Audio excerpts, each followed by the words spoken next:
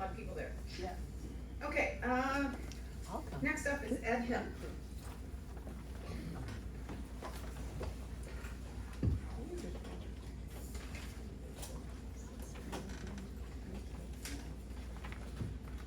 I'm excited to be here tonight. As I looked, I noticed a few times as I was going through the day getting ready, I was feeling more joyful about coming and talking tonight than some other nights that I felt. I think it's because citizen engagement is happening. I've been in this room a number of times where there was 3 or 4 people to the city council meeting, and now we have this many. We even had spillovers to Golden Magnolia last time. I think that's citizen engagement. I know that there's been various other examples of it for me. In the property committee meeting that we had recently, we had a really robust conversation. Some people would say that looked chaotic, but there's that old saying that goes, democracy is messy, and it's the best thing we've got. And that was a messy meeting.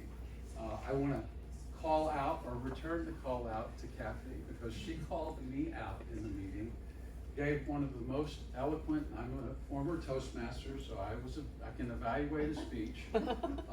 She gave a really eloquent, passionate speech, no repeats, no filler words, and she called me out in a manner that was telling for me, that's caused me to look at how I've been operating in this issue that I'll share with you in a minute. Another thing that happened that I think is citizen engagement was after the last meeting, Tom Toohill called me up and said, I want to talk to you about the bridge that you've been showing pictures of. Bravo. If there's a $37,000 bridge, I want to know about it, because I want, at the very least, want to know who made a mistake. So he said, I want you to talk to Marcus at French-Reniker and put them together with Overman, and let's really get to the bottom of this. So we did that. I've had lots of discussions with Tom, lots of discussions with Marcus, one discussion with Stephen at French-Reniker, and lots of discussions with Overman. And the good news is that bridge can be built for $37,000. The bad news is that I've got some crow to eat. So I had to have something that was funny in it, but it's not really funny because Yes, I made a mistake. It's okay. And Tom pointed it out to me. He said, I'm hearing in the community that it's as simple as there's a $37,000 bridge up against a $196,000 culvert, and I don't think that's true. And I now, from talking with him and with Marcus and with Overman, realize it's not true. Now, as has been said to me, if that bridge was going to be built in somebody's backyard, it would cost $37,000. That's the bid price that he's done it at in a number of places. But in Fairfield, it can't be done that way. There's a number of items on this whole project thing, from demolishing the bridge to reinforcing the edges of the causeway, that are not included in that 37. So it was never fair for me to say there's a $37,000 bridge up against a $196,000 culvert, and I apologize to everybody in the city and everybody here for being as simplistic as that. I'm sorry. So my correction of it is to want to work with Marcus and with Tom and anybody else to get as crystal clear about what is the price that we could build this bridge for. And the bad news is I'm still not sure after lots of talking. I'd like to have the chance to get sure.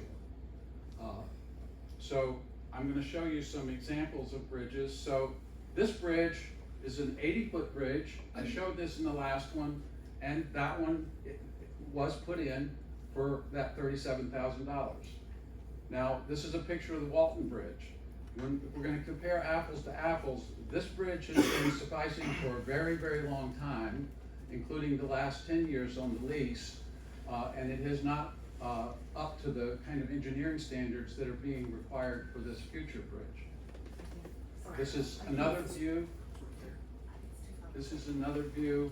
I'm putting this one up just because I'm a member of Walton and I have walked down that bridge many, many times with lots of golf teams, and I'm sad to see that it's going to go.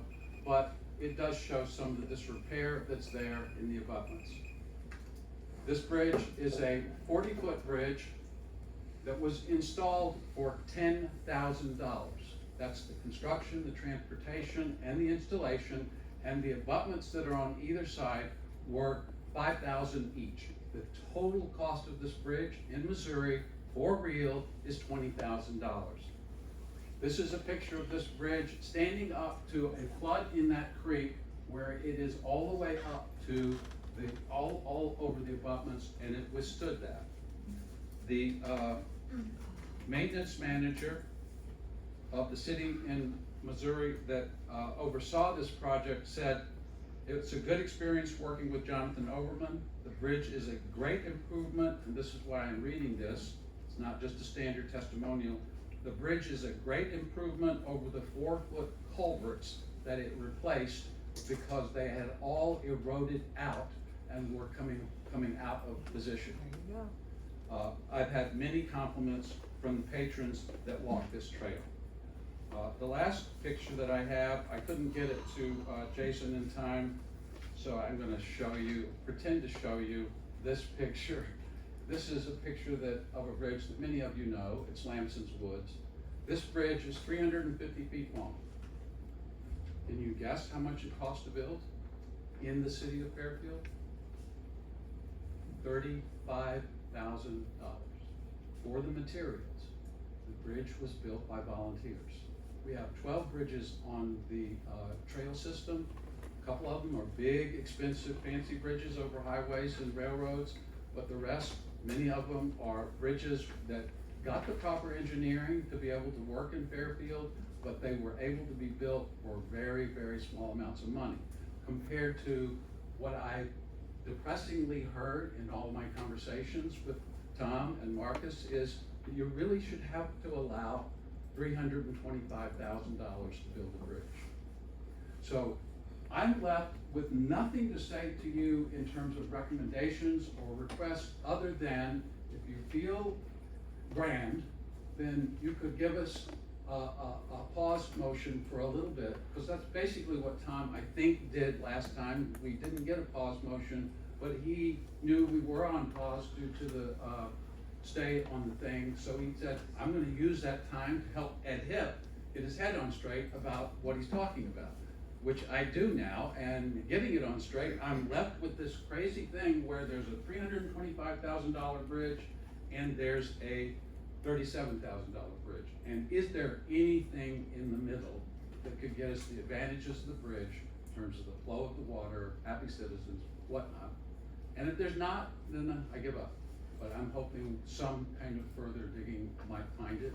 Of course, I'm looking forward to hearing what Marcus has to say about it, because I've had a lot of fun talking with you about numbers. Thank you all. Thanks, Ed, appreciate it. The apology, I'm not sure was necessary, but we appreciate that. And I think we as a, That's a question. well, yeah, just a sec. I just want to make the comment that I think we've known that the 37,000 is not all encompassing. So I just want to recognize that. Go ahead. Yeah, Mr. Hipp, Ed, Yes. so with this research, did it give you any idea, the company you spoke with in Missouri, of what it would cost in the range? I've gotten various ideas, and that's what has me flummoxed and throwing from- myself on the mercy of the court. That company, I've- that company. Overman. Yeah. Yes, so, well, I've gotten different answers from Overman, because we sat in a long conversation with Marcus, and he was going through, I think you gotta put this in there, how are we gonna cover? And what we got is that that Overman can bid a price for the bridge and the delivery and the installation. But it seems that the installation part, the city, the engineering departments of the city would prefer to have the placement be separate from them, so that they can take into account the ways they wanna take in the anchoring of the edges of the causeway and all of that kind of stuff. So, he said when he normally bids, he's bidding for the footing and the placement of the bridge. And so, it's. Did he give a number? So he said, first of all, I wasn't kidding about 37, but when he was talking to Marcus, and Marcus said, okay, let's put these 3 things in that you may not have been thinking. He said, well, I know I can do it for 100. And then they said, well, but what if we required this and this? He said, today to me on the phone, he said, if you give me $196,000, I'll put a rainbow up on the lake over the bridge. So that's the way he talks. He also calls himself a redneck engineer. He has engineers he has available to, but when he goes and builds bridges all over the place, he's built them enough to know what he needs to do, both in the construction of the bridge part and in the placement part. It's just a matter of how can he get a chance, a real chance, to work with the city engineers and French-Reniker to find out. What I would love to see is just enough time to where it doesn't stall the bridge out, the culvert out in terms of construction times, but it's enough time for, if the engineers and French-Reniker are willing, to really listen to him from the standpoint of, here's where it's worked in other places, is there any way to get that to pass standards here? Now, this, just so this doesn't feel entirely just airy-fairy, one of the very concrete things is, in the city of Fairfield, the engineers, you guys can correct me, Melanie or Marcus, if I'm getting this wrong, I probably am, but my understanding from Marcus is that when we do a fully licensed bridge, then it's going to conform to certain DOT transportation guidelines about how a bridge has to be. And one of those is the payload has to be 10,000 pounds. I don't think it's 10 tons. I keep hearing the 10 tons, but it's not 10 tons. 10,000 It's pounds. 10,000, is that right? Yeah. That's what I keep getting corrected by somebody who says it's tons, and I don't think it's tons. But at any rate, it doesn't matter. The apples to apples is that that bridge we saw is 8,000. So the price is gonna go up if we say it has to be 10,000, because he'll have to have an engineer you'll have to pay a fresh engineer price to get the specifications for where the extra crossbars need to be and whether the pipes have to be thicker or what. Up from the To get that. 100,000? Is it up from the 100,000 you mentioned? Is that what you mean? No. He again, I've been through so many rounds of, well, if you add this, what is it gonna be? But I've heard him say that he could do it for 100, and I've heard him be pressed about, well, would that be everything exactly right? And he said, well, and I said, well, we're actually kind of working against a $196,000 culvert. He said, well, you give me 196, I know I can do this. So, that's a little flimsy for you guys to make a vote on and change anything, but if you're feeling grand about it, you could change it. I don't think there's any harm for it, but I get it if you don't, because we're all weary of this project, and I just wanted to make sure I made my apology and a last bid for, could we look into it a little bit more? Thanks, Ed. And I'd like to make one little comment too about the 35,000 on the Lamson. I think that was, how many years ago, 20, 25? And I think it is showing some wear, is that correct, Melanie? Yes. And we'll need some repair. Absolutely. So, I mean, obviously, 10,000 pound load capacity. that 35,000 is probably, I don't know, 2 or 3 times that today. I don't know what it would be, but that'd be my guess. It would be much more today, so. Go ahead, Doug. Okay, so a big issue is draining the lake to do the work, so what did Overman say about that? You mean, I don't think that's What do you mean? essentially Overman's call, because if you say he's putting the bridge in and he's okay putting the bridge in above the structures, he doesn't need the abutments taken out. He doesn't need the old pilings taken out, because he's intending to put his further back from there. So if we need it to come out, then that's for us to say. So in looking at this, if I was in a perfect world where I got everything I want, I'd say in this period of time that we could take, if we were gonna take it, we would task the engineers to do everything they could to inquire, look out of the box, like was done with the trails, and figure out, is each of the processes that seems to require draining the lake, is that a process that could be done without draining the lake? For example, there are scuba divers who have saws that work underwater, so the demolition of the bridge could be done that way. How much more would it cost? Well, it's a little hard for me to get some of these things because I'm not really the order maker on this. So I think if we put that in some kind of spec thing and ask, can you do this and how much would you do it for? We might find we could demolish for no draining to the lake. We might find that there's ways of pile driving these steel rods that have concrete in them down in deep in with a pile driver that would both hold the edges of the causeway up and could be the footing for the bridge as well. We've heard from, I think it's what's the name of the company? Klingner, that I think we already have some work with.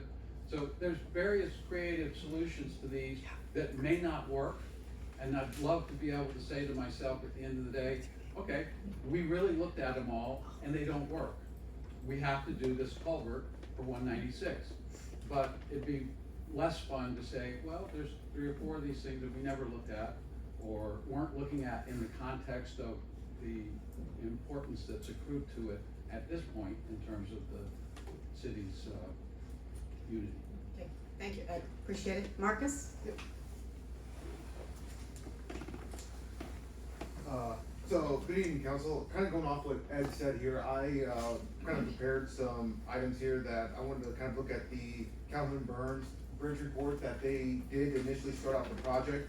And in that report, I didn't know, Jason, you click on my name there. It's got some stuff about the Calvin Burns bridge report there. And kind of a couple things I wanted to highlight here is that in that report, they stated that the abutments and the piers are in critical and failing condition. As you can see, is that the bridge is at low capacity and the loading capacity is 0. The reason why they wanted to close the bridge, that they thought it could be sudden failures. That's why the load capacity is so low on this project. In the next couple of slides there, Jason, there's just some photos and a little bit more about the report, just showing that the Wait, excuse me, Marcus? Yeah. Load capacity is 0. Yes, What does that, mean? so that means that they don't want anything on the bridge. So that's why it's set at 0. And just kind of the other items I have here, just some photos showing the existing condition of the bridge, and they've noted some items that the existing abutments are in very, very bad condition, and that they need to be removed and replaced. And just the reason why you need to remove and replace the abutments is like in that image there, you can see the undermining happening behind the abutments. If those abutments are not replaced with concrete green walls, concrete abutments, or sheet piling, that undermining will continue to happen, and that bridge gap will keep getting wider and wider, and would not be, safe to build a bridge with that opening. So during our evaluation, we looked at completely reconstructing the bridge with a pre-engineered pedestrian bridge with an AASHTO H5 load rating, which is 10,000 pounds. Excuse me, Marcus? Yes. When was your evaluation? We prepared everything, submitted everything in July 2024 to council. So it was around that time, spring 2024, is when we did that evaluation. In that evaluation, we reached out to Wheeler, who is a certified Iowa DOT pedestrian bridge fabricator, and they provided us with a quote for $85,000, which I did include that in there too, Jason, if you keep on scrolling down a little bit. That shows the quote that we got in May. On May 29th, 2024, we got a quote from Wheeler for this bridge, which is a pre-engineered bridge. And then we continue to provide a cost estimate for the removal of this existing structure, construction of the bridge, and the cost of a new bridge.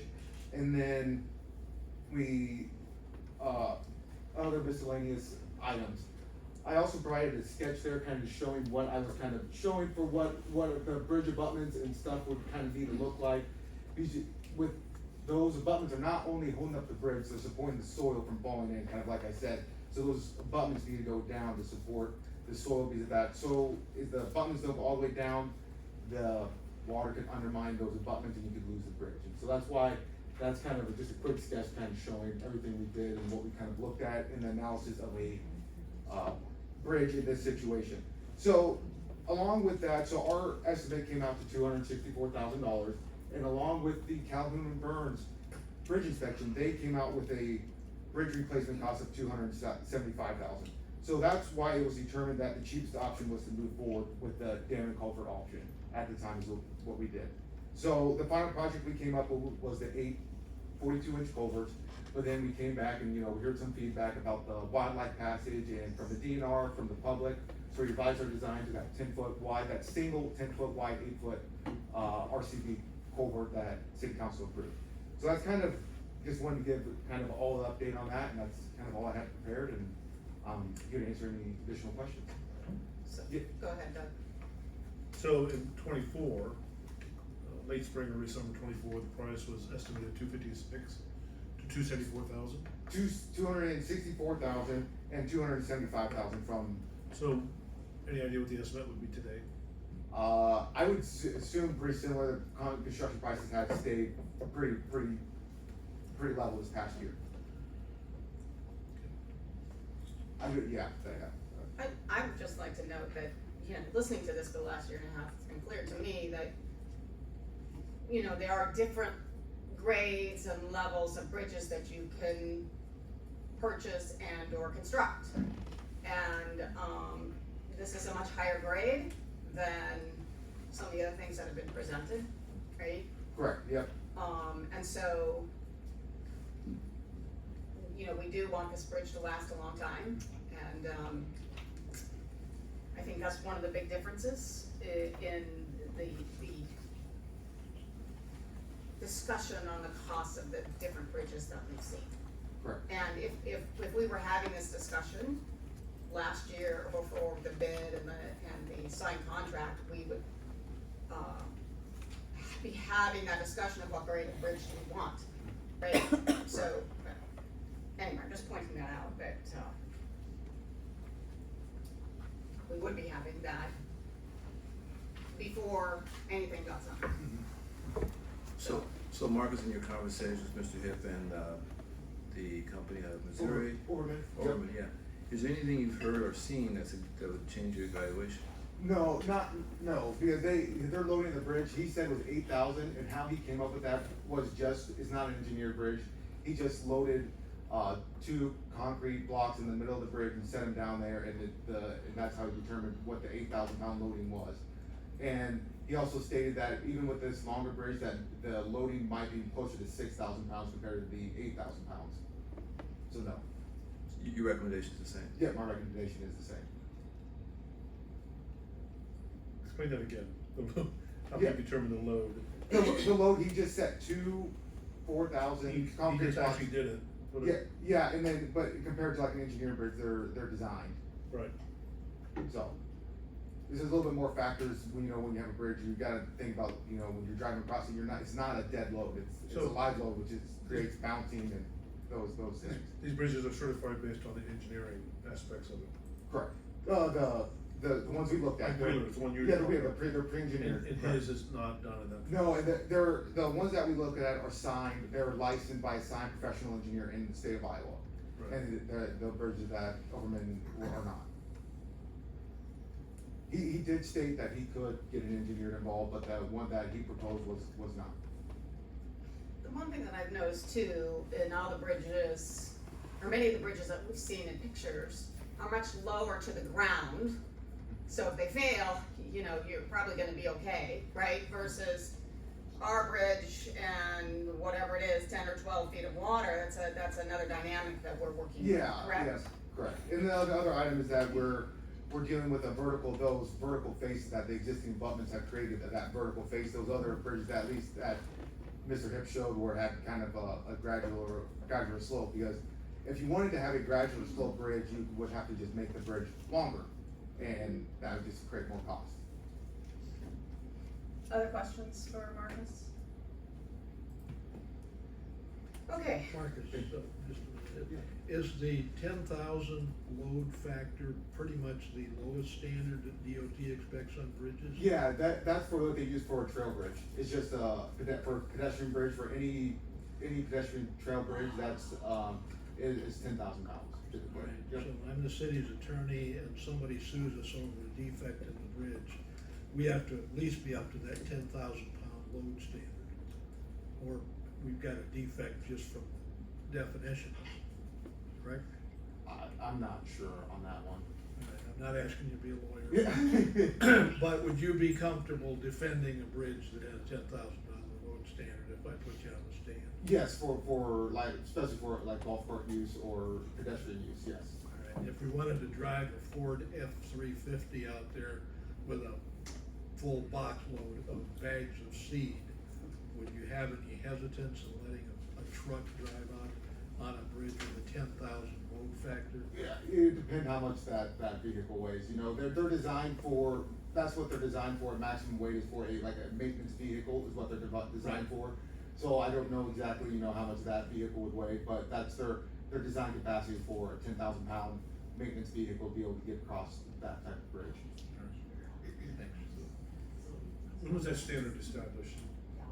I do not know for sure. I do know the Highway 1 project, the bridge over Highway 1 here in town, does have a 10,000 pound load capacity. On the trail?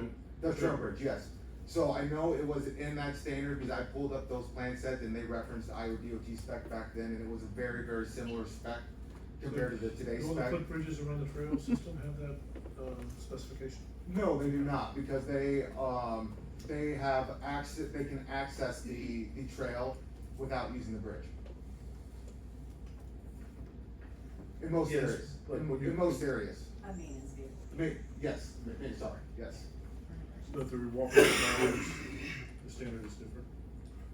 I think I'm not sure what standards they use when they design those I'm bridges. just trying to establish whether those walking bridges, there are 16 of them, like 16 around the trail Yes. system, they don't necessarily meet that standard, and that's okay. I was wondering if they were put in before the standard was established, and so the grandfathered in, or was there something else going on? I'm not sure on that one. I would have to talk to, Kent Rice, he was a big part of that, and I could talk to him on how that was kind of established. Okay. okay, great. Other questions?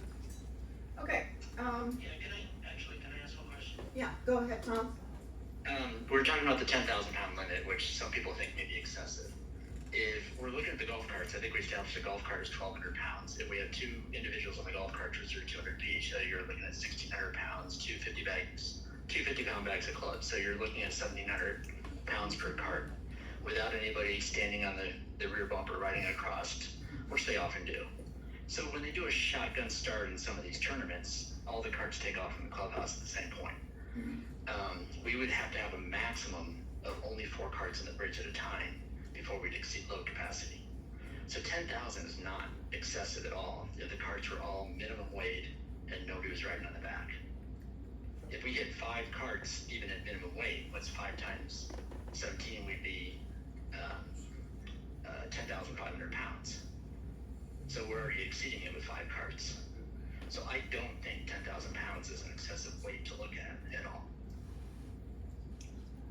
Yeah, you're correct, Tom, there. That's kind of how, when we initially looked at it, that's kind of how we looked at it. We assumed, a shotgun start, you typically have 4 people going to a hole, that you know, that's kind of what we looked at on kind of as a absolute minimum design standard. It would be a minimum of 4 carts on that bridge. And typically with, designing, you also have a, backup safety on top of that. So when we look at designing, I use the 2,100 pound design load for a golf cart, and that's why we came up, you know, 4 carts, 10,000 did not seem, unreasonable to use. Great, thank you. Okay, next up, which, is Jen. Guys, can I ask everybody to please get along and be decent? We have several emergencies going on in the city. We have 3 officers working. One is trying to stay at the Jewish synagogue, and I'm still here because we're still discussing this bridge. But now we have a stabbing, so I'm gonna ask everybody to be very nice until I can get back, okay? You bet. Thank you. Thank you. Thank you, Chief. Oh, boy. Yeah, so again, if no outbursts And, so, the comments, please respect, the council in that manner. So next up was Jen Stever. She sent me an email, wanted me to read. She said, regret that we are unable to attend this meeting in person due to scheduling conflicts. We would like to thank Mayor Boyer for reading the statement on Walton Board's behalf. So this is their letter. The Walton Board is fully supportive of the city's decision on this project and have appreciated their collaborative efforts since the beginning of the project. After reviewing recent city council meetings, we have identified several inaccuracies circulating online and in the media regarding this project. We would like to clarify a few points for the public's understanding. The Walton Club was established in 1929 and has been leasing the ground from the city of Fairfield since day one. Part of the agreement states we pay property taxes on the buildings and the ground. For the 2025-2026 fiscal year, this amounts to be $17,022. Additionally, the Walton Club has never stated or insinuated that we would take responsibility for the bridge project or the financial burden. We have and continue to support our community in numerous ways. Chamber golf tournament that has approximately 100 golfers from around the community raising funds for the chamber. Fairfield and Pekin schools booster tournaments that also have over 100 golfers. Numerous golf tournaments that are open to the public that have had over 700 people participate throughout the year. List of golf tournaments open to the public is attached, and I think there were 13 golf events for 2025. Attracting numerous golfers from outside of the community that contribute to local businesses. We hold class reunions, graduations, baby showers, wedding receptions, celebrations of life, and other events for members and non-members. We have hosted banquets for organizations such as Shriners, Cattlemen's Association, Pheasants Forever, among others. Providing a venue for the Fairfield Area Community Theater productions and the Southeast Iowa Blues Society meetings and events. Offering live music open to the public. Host manna for the Fairfield Food Bank Ministry fundraiser event. The Walton Club is open to the public for lunch daily, and we welcome our friends and neighbors to join us for a meal. Those who wish to use the lake for fishing and kayaking, we encourage you to enjoy the lake as we do. If you are interested in golfing or learning to golf, we invite you to the course. Overall, the Walton Club has history in our community where people gather for golf, food and drinks, card games, special events, live music, and sporting events. The causeway/bridge is vital to the safety and operation of the Walton Club. It provides a safe route to access the course in front of the clubhouse and is essential for tracking golfers for insurance liability purposes. Accessing the course on the gravel or back road is unsafe and introduces significant liability risks. Thank you for your time, the Walton Board. Okay. Frank Rose.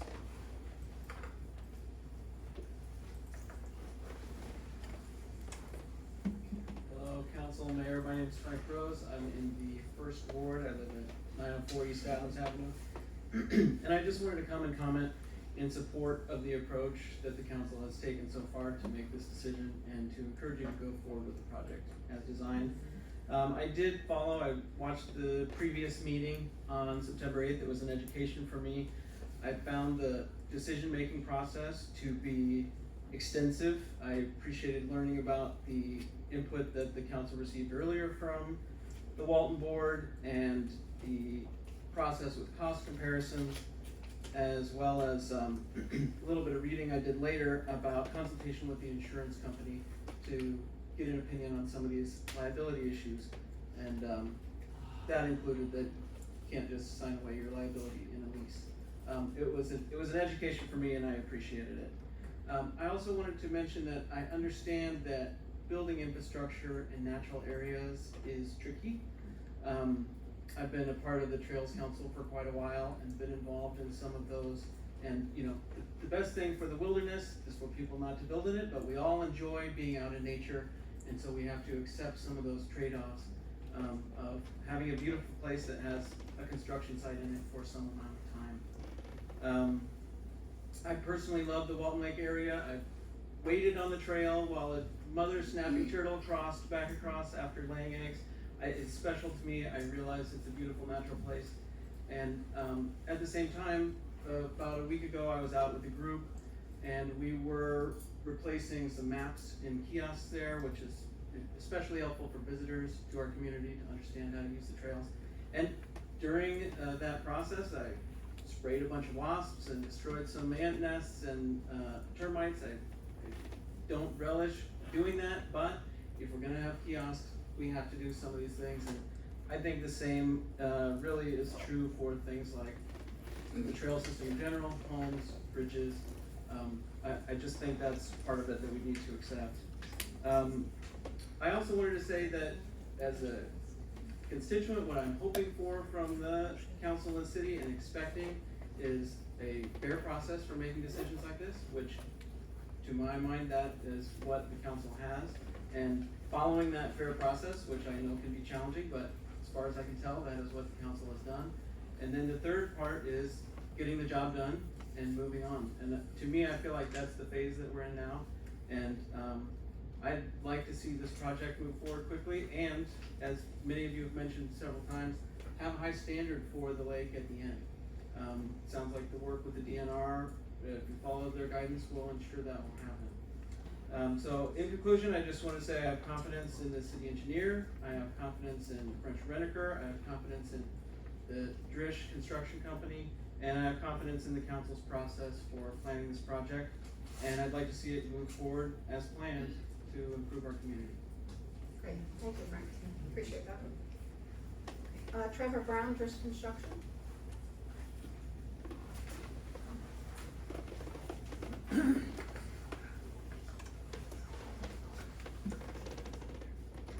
Council, Mayor.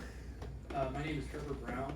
I've been with Drish Construction since 2004 and have the project manager, project estimator, and in-house civil engineer and land surveyor. With me today is Trevor Drish, who's a partner at Drish Construction. He's been officially with us for 9 years, but honestly, I've worked with him since I've been there, since he was a little kid. Drish Construction has been doing work with the city since we were incorporated in 1993. We've completed dozens of several successful projects over those years.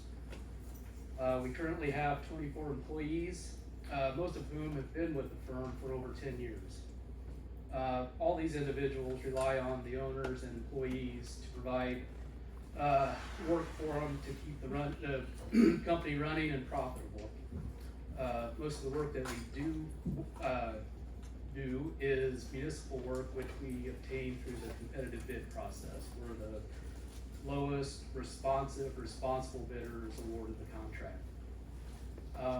I'm here today, I've heard our name bantered around in council meetings and in the paper, and I really just wanted to give the council our view of what's going on. You know, nothing I'm saying is meant to be inflammatory, it's just factual. And I feel like I need to start with the Walton project from when we were introduced to it. So the letting was on March 24th earlier this year. There were 2 bidders on it, Drish Construction and Leffler Construction. We were at, round numbers, we were at $196,000. Leffler Construction was second place at $343,000. So about $147,000 difference from low bid to second place. The contract agreement that we have with the city was dated April 2nd of 2025. The notice to proceed for this project currently has not been issued yet. But a part of those specifications that we bid off of specifically stated that the time for completion of the work is an essential condition of the contract documents. Those contract documents stated that we have 30 working days or roughly 42 calendar days to complete the project. With actually the late start date, the latest we could start was April 18th of this year. Currently, our status with the city is that we are under a binding obligation to complete the work as we bid it, and it's stated in the drawings and specifications. We've been very patient, cooperative with the city in providing alternatives for allowing construction to occur while not completely draining the lake, as well as alternatives to allow for wildlife to cross in between in the area of the current bridge location, and then ultimately provide an aesthetically pleasing product in the end. Because we're proud of everything we build. We don't want it to come back on us that, oh, Christians built that. To be clear, we have not, as a company, discussed or priced out anything to anyone in relation to us not performing this project. Our contract and obligations with the city. We've shuffled our schedule around all summer, obtained some additional work to try to fill the void that we thought we would be working on this project in this summer. Our goal moving forward is to complete this project. We believe that if the city decides to abandon this project, it could set a very concerning precedent for future work. For example, this is a relatively small scale project in relation to some of the projects the city has done or is currently doing. If it's halted due to opposition from individuals or unelected officials, we're concerned that future infrastructure projects or improvements or community initiatives could face similar obstacles and potentially stalling any of the city's progress. I'm also concerned that actions that occur on a smaller project could snowball into larger projects or cause issues. Oh, I'm sorry. Are you about ready to wrap up? I can, real quick. Yeah. From a contractor's perspective, the most difficult communities that we do work in are those that frequently delay decisions, fail to communicate project updates, or change requirements unexpectedly. That unreliability results in our wasted resources, scheduling conflicts, and increased costs, making it difficult for contractors to efficiently plan and execute any projects. The more challenging, and we do take that into account on all of our bids. The more challenging communities, we see higher bid prices in typically. I would just ask the council to set aside any emotion and any decisions that they make tonight. Thank you. Thank you. One question. Yes, go ahead. I think you spoke to the late start date in your contract, and you said April 18th. It was August 18th, wasn't it? August, did I say, April 2nd was when the contract was signed, it's Yeah. August 18th was the late Yeah. start date. All right. So, and that brings up a whole nother concern as we are well into fall right now. We haven't ordered the materials because we haven't been given a notice to proceed, so we are 12 weeks out on delivery of the culvert right now. That's not due to anything other than, that's just how long stuff takes to get built. So that puts us in Christmas time right now. And, Can you do it? if the weather is nice, I can. If it's not, it's a whole nother. When the council approved, I believe it was August 8th, approved the box culvert idea, I was under the assumption I could order it the next week and have it here by the end of October. First, middle of November. They keep pushing back the lead time on me. And I don't see it changing right now, so I'm very concerned about completing it this year. And that's just the reality. Well, what would you do? I mean, do you start it? I mean, I'm not sure what would happen then. That's a conversation that we really need to have with the city engineer and your administrative staff. I don't know, that's the worst case scenario, is I don't know what the weather's gonna be like. We've had several years where we worked clear through January, and some that we shut down the 1st of December. so you don't know? Can't read Mother Nature's mind very well, obviously. You have to work on that. Figure out what's gonna happen with it. Okay, thank you, Trevor, Council. really appreciate it. Okay. Next is Fonziba Koster, is she? Did I say your name right? Fonziba, I know, it's No, I'm sorry. It's an African version of my name. Hello everyone, I'm Fonziba Koster, I am 71 years old and have rented a house on Walton Lake for 14 years. And with a small inheritance, I was finally able to buy a home that I was renting and become a first-time homeowner on this lake that I love so much. As we know, the city felt responsible to build the bridge that they felt was part of the lease, and that you were under the understanding that suspension bridge wouldn't work.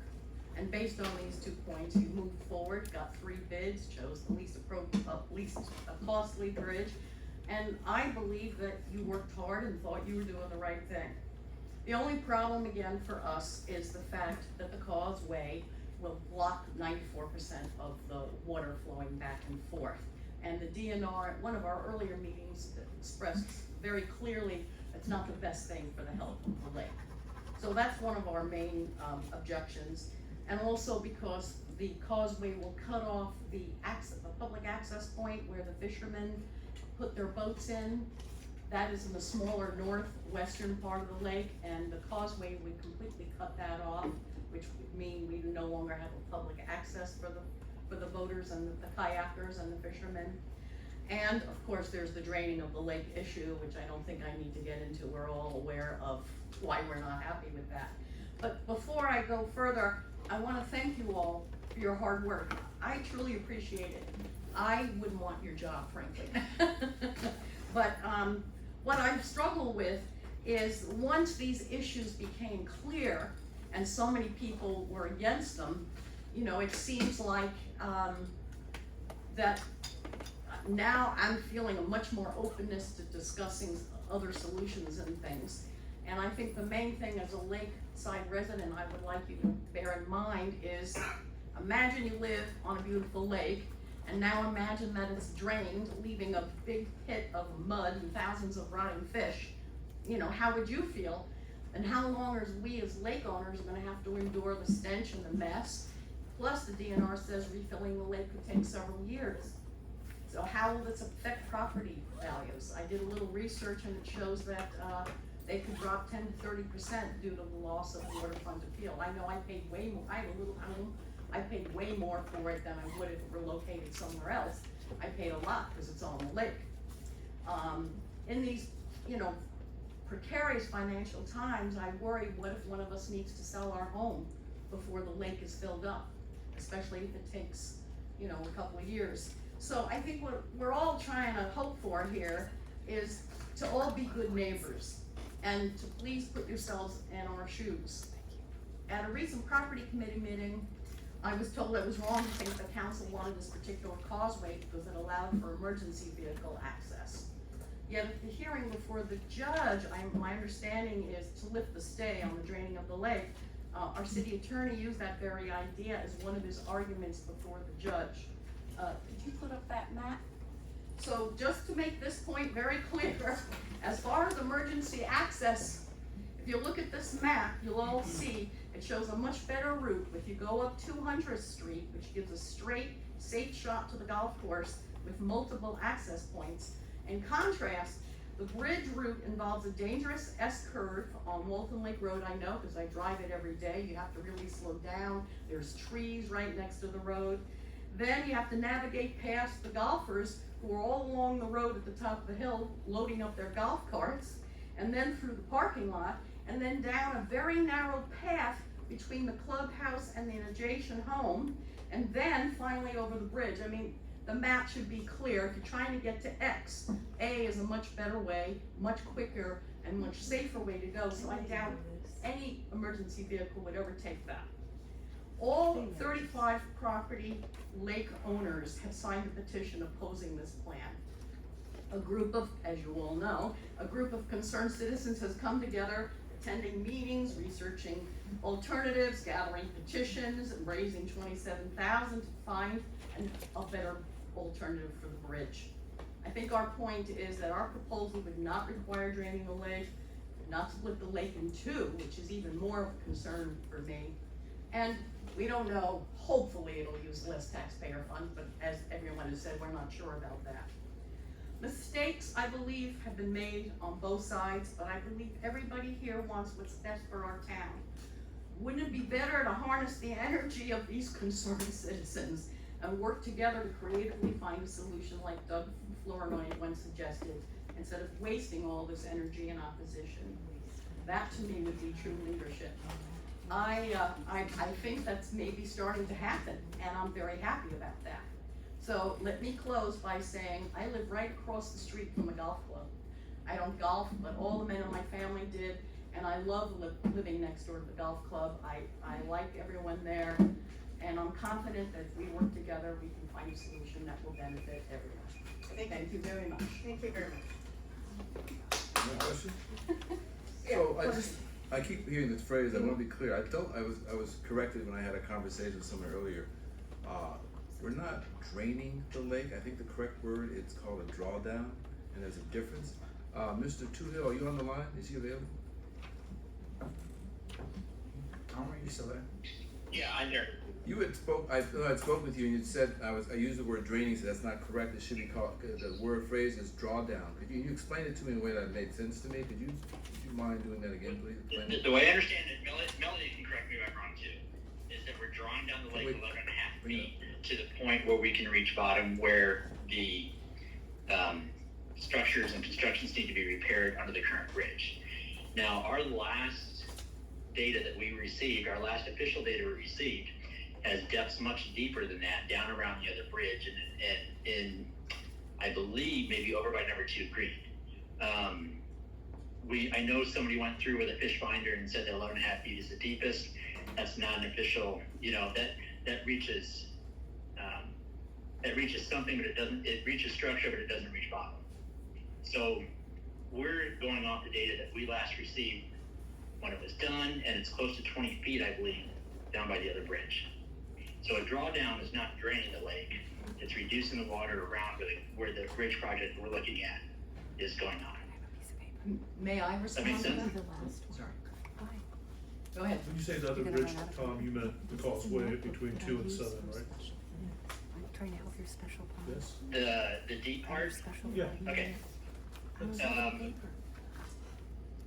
The down at the end, where you access the homes around on the other side, where you drive over. Oh, By okay, the spillway. gotcha. The reason I said what I did is because my understanding as the figures that were used about the depth of the lake were from 1971, and they're most likely inaccurate. And then we asked for a fisherman to go, and he measured the depths all over the lake. That was presented at many meetings ago. What did he use? What did he use? A fish finder? Does anyone, do you know what he used? Yes, he used a special sonar device which is used to get depths and pick up any movement or structures. And this is commonly used, and we did some research on them. They are pretty accurate. They, not likely to be out by more than a very small percent. So that's where the concern comes in. They go that- down to the structure that you They'll said? go down to structure or anything solid, but they'll also pick up a fish moving, which is why fishermen use With it. solid and sediment? Is that solid? Well, sediment, yeah, if the sediment wasn't loose and fluttering in the water. So the concern is that at most, the depth of the lake, even down by the spillway, was at most 12 feet. Couldn't sediment be solid Huh? by a fish finder, but it actually go down quite a bit further because it's still. Which it has means water. that means if It's there's deeper than sediment, it's it's deeper actually than- not deeper, it would be shallower because of if the sediment is loose. I mean, it's not Right. gonna be loose by 10 feet, it might be loose by a foot, but if he's going down to the solid part, it still only went down 12 feet. So that's our concern, is basically the lake's gonna be emptied and we're gonna be looking at dead fish and everything else. It was based on those readings and the fact, I mean, originally when you guys approved the bridge, you didn't know the lake had to be drained by 11.5 feet, but I now think we know drawdown. that.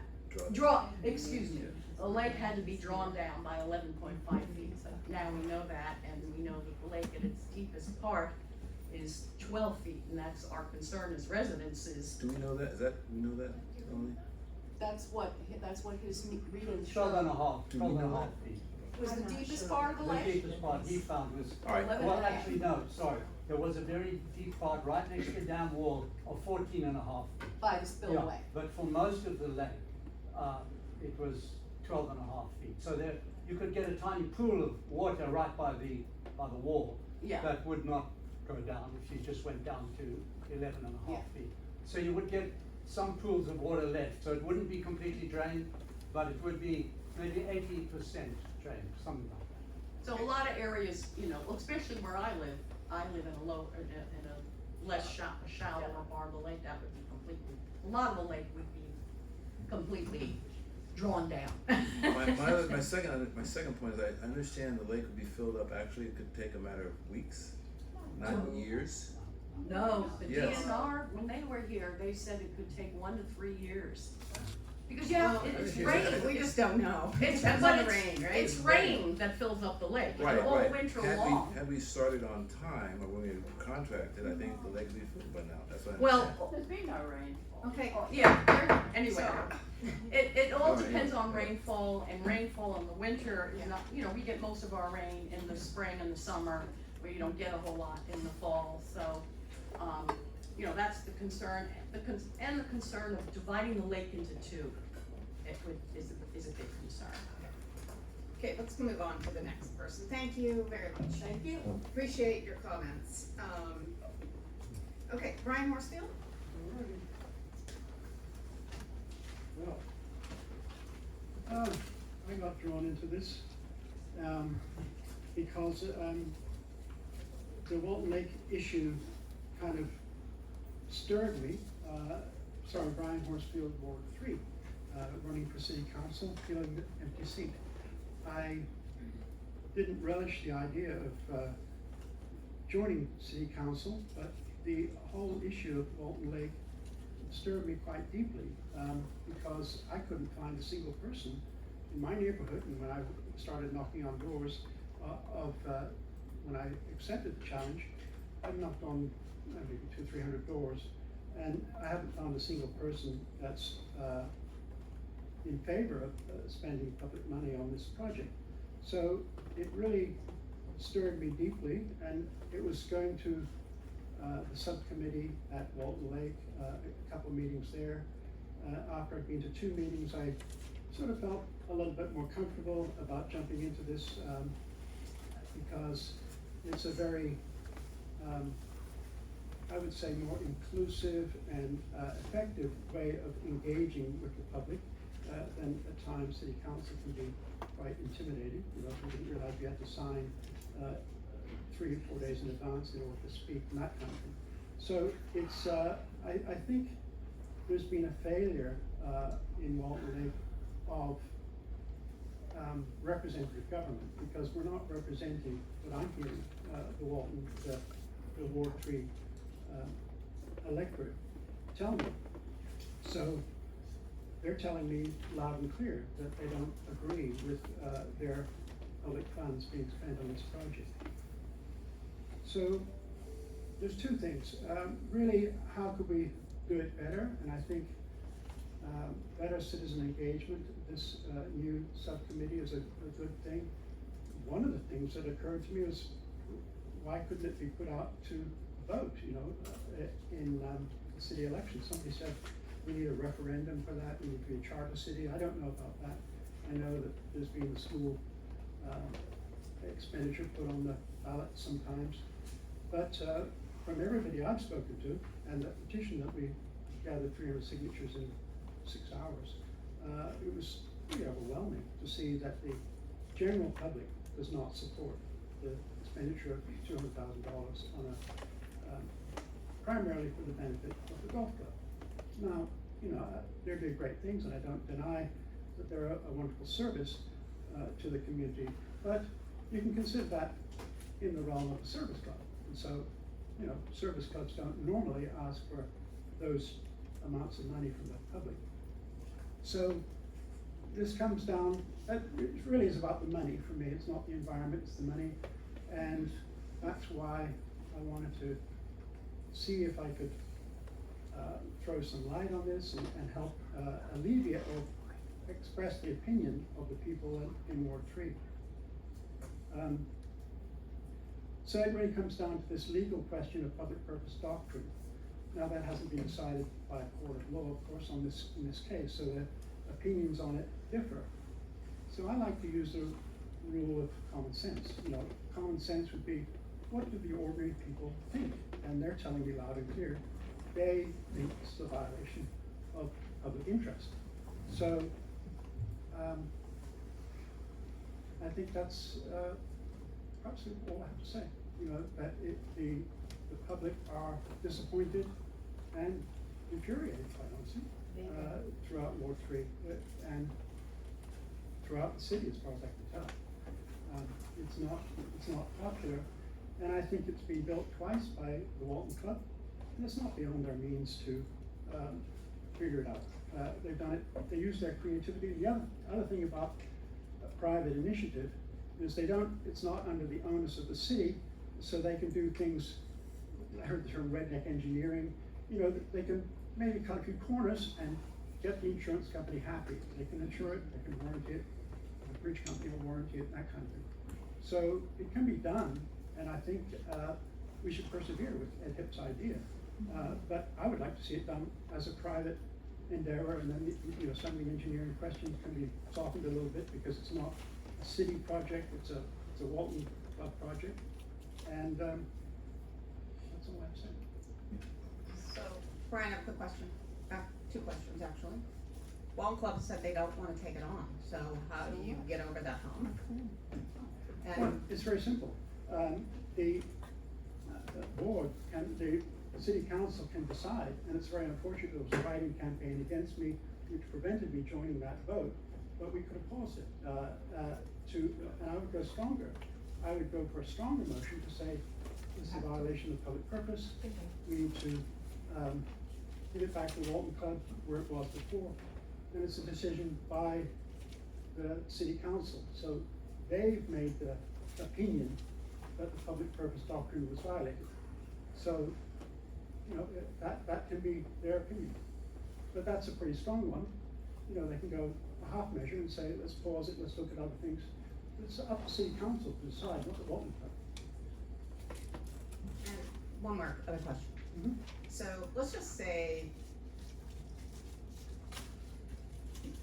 there's a group that figures out they can build a bridge for $100,000. But we have to pay out Drish $196,000 for their contract. How is that cheaper than the $196 we're gonna pay them? Because now you're saying, and I'm just throwing out a number of $100,000 just to make it cheaper, right? We have a contract, a legal binding contract with Drish. Then if we have to pay it out, it's $196,000, and then on top of that, we still build this other bridge. So how is that cheaper in the long run? Because the Iowa public purpose doctrine, once you make that opinion, the council can make that opinion. The council makes that opinion that in their opinion, this isn't every AI program that we've looked at agrees with that opinion, and the public sentiment that we are gauging agrees with that this is not in the public interest. So the council says, of all of these indicators of public interest, we conclude, we're not a court, but we decide that it's a violation of the public purpose doctrine. So if they make that conclusion, then that's a void contract, because you cannot have a contract to perform something illegal. It's illegal. So the contract becomes void. Now, Mr. Horsfield, you understand that the city can't, in a contract we've entered into, decide suddenly that it's a violation of public purpose and therefore we're voiding the contract. We would be sued, and that would be a decision made by a court, right? It's possible, I say, but I think doing the right thing sometimes is difficult, and you say. You also understand that the bridge is not part of the Walton Lake lease. You understand that? It never has been. Well, it was up until 2015. So, when that was changed, and it's up for renewal in a couple of months, so we could just say, the new lease is this, and it includes your taking the bridge back. So you believe that the bridge was part of the lease at some point? I think it was, the interpretation of the lease was changed in 2015 to include, repair and maintenance of the bridge, but I understand it wasn't that way prior to that.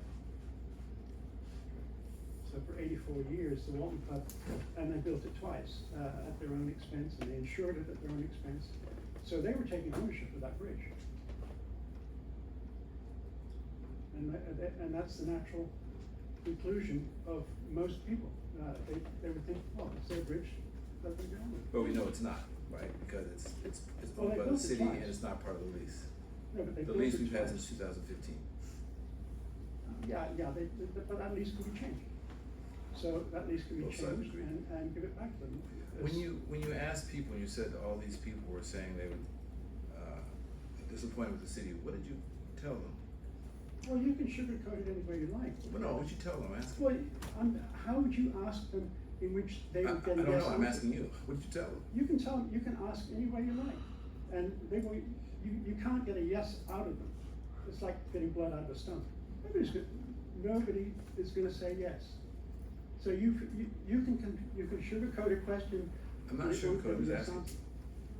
Well, it's obvious, that the city is paying $200,000 for a bridge that's for the benefit of about 120 golfers at a private club. Well, I think we've heard from one club and we know that that's not completely accurate. Well, There's much yeah, more but- that happens there than 120 golfers. So that's the same for every private club in the, the country club allows the public to come on there 3 times a year, 2 times a year. The Walton Club allows people to come on 3 times a year. So to say that's, and it's nice, but it's not, open season for anybody at any time. They have to be a member, come on more than 3 times. So it's still, that's it's an opinion. They have one opinion, the council can have another opinion. Yep, that's true, and I think from our legal counsel, what you have said at this point feels that it is a public purpose, and it's important that the council listen to our legal counsel, so to avoid litigation and avoid risk and that kind of thing. So, there's that opinion too, and I think that's where the council has been, is listening to their legal counsel, and not only locally, but our other legal counsel in Des Moines. So, but I think we'll hear more about that, and so I'm hoping that will clarify a few things. So, Can I make it? go ahead, Doug. Just so happens the lease is sitting right here, and I did not bring it with me. From 1991 to 2015, so the lease prior to the current lease. And I think the phrase, or the section that people are referring to when they said, or they say or claim, the Walton Club was responsible for the bridge prior to the current lease, is this section 2. It's a very short lease, only 1.5 pages. But section 2, here, number 2 says, the lessor, which is the city, herein shall not be obligated to maintain or repair any roads, drives, or bridges that are adjacent to said reservoir, Walton Lake, and use of same shall be at the user's peril. So, but if you think that means, that's the argument that people are having, who took care of the bridge. But in practice, the Walton Club has taken care of the bridge forever. We've never taken care of the bridge, even though the most current lease says we're obligated to take care of it. We didn't take care of it. So in practice, not by legal obligation, but in practice, the Walton Club has taken care of it all the time, up until a few months ago, or years ago. A few months or a few years, that's a difference, a big difference. Well, when it failed in April 24th, we decided to repair it. Right. That's the first time we ever got involved in taking care of that bridge. Well, I don't know why, but, I don't know the sins of either. the past are something that's what they are, but our obligation is clear. The lease is clear, the language is clear, not the old lease. I'm talking about the I'm current just lease. I think saying- we're gonna hear about it though. I'm just clarifying. Sure. Why people are claiming that it took care of, Walton Club took care of the bridge before, because that's the, of that provision in the prior lease. Prior lease, right. That's Okay, great, thank you, Brian, appreciate it. Roger Leahy. I'm Roger Leahy, Ward 1, thanks for the opportunity to speak. And I spoke to the property committee meeting about the lease, and I carefully read both the current lease and the prior lease. And indeed, the main, that paragraph, the word "not" was dropped as we rewrote this, as this lease we entered into 10 years ago. And in talking with the maintenance people at the country club, the city has took an interest in this apparently last year when they were thinking about replacing the bridge, but in practice, they have done no maintenance on the bridge or causeway. All the maintenance, has been done by the Walton Club for the entire time, which I guess comes up to like 94 years or 96 years or whatever. So that's, I think, the use of the situation. And I wanted to point out how important the lease is, because the lease defines this relationship. And I have read this lease very carefully, and I think I suggest everybody on the council read it very carefully too. And there are some, in addition to that one phrase, and there's which right now says, it has to do with maintaining and or repairing any roads or bridges that are adjacent to the clubhouse, golf course, and reservoir. And before it said the city was not maintaining that. But the maintain or repair is a very important distinction than remove or replace or rebuild or anything like that. And there's considerable case law that has been given to the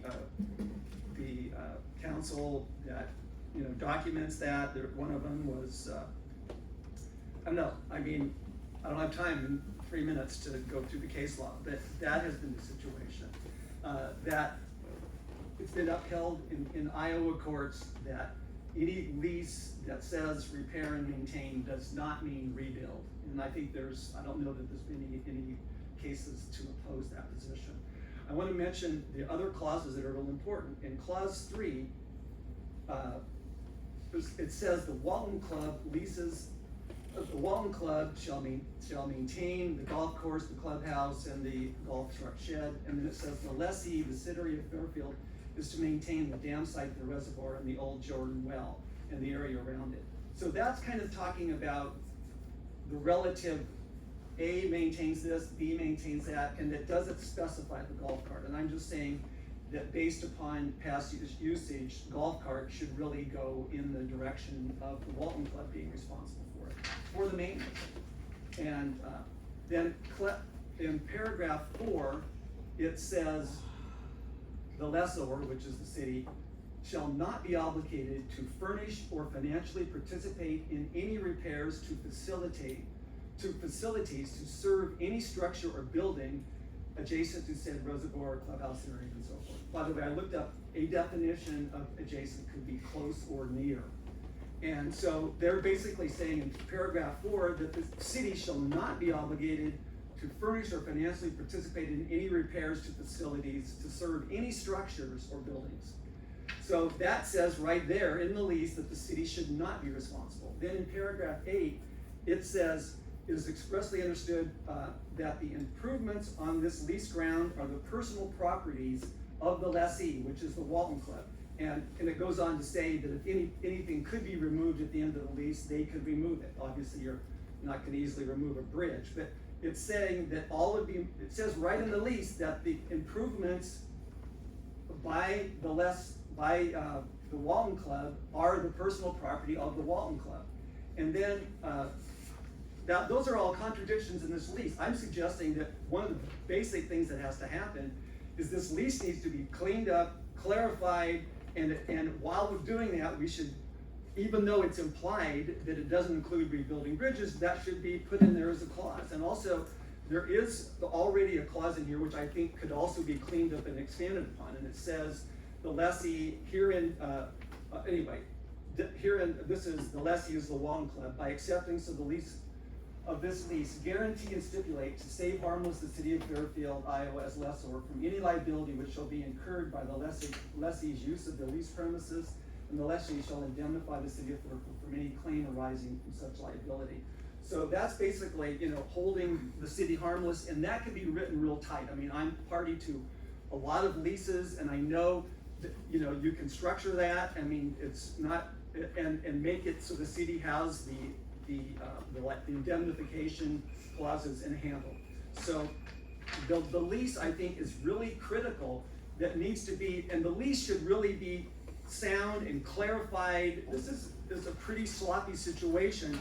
I'd say there's about 4 reasons here why the city should not have undertaken that, just reading the lease, not to mention the implied one, which is, it doesn't say anything about replacing the golf cart bridge, and since the Walton Club built the previous bridges, maintained them by themselves, they are the property of, you know, they're mounted to city land, but they are the property of the Walton Club. So I think that's real clear, and I think, and this whole thing about, you know, even though the city attorney has different opinions about the public use clause per the Constitution and per apparently whether this lease really even obligated the city to, I think that's what hasn't been determined. The DNR, you know, thing, the judge, they said they weren't looking at constitutional questions and they weren't looking at contractual questions, you know, like the lease document. And those really are important issues that I think that the city, A, has no obligation to build this bridge, and B, it violates the Constitution of Iowa to actually fund this private club that has a sign right out there before the bridge saying private use only. It doesn't say walk out here and fish, it says private use only for members of the Walton Club. And I think Brian's really right. I think that's a major issue, and basically the city just has to say no. And because the city is holding they're holding the lease. The Walton Club wants to lease this for 25 years. And it'll be great for everybody if they do.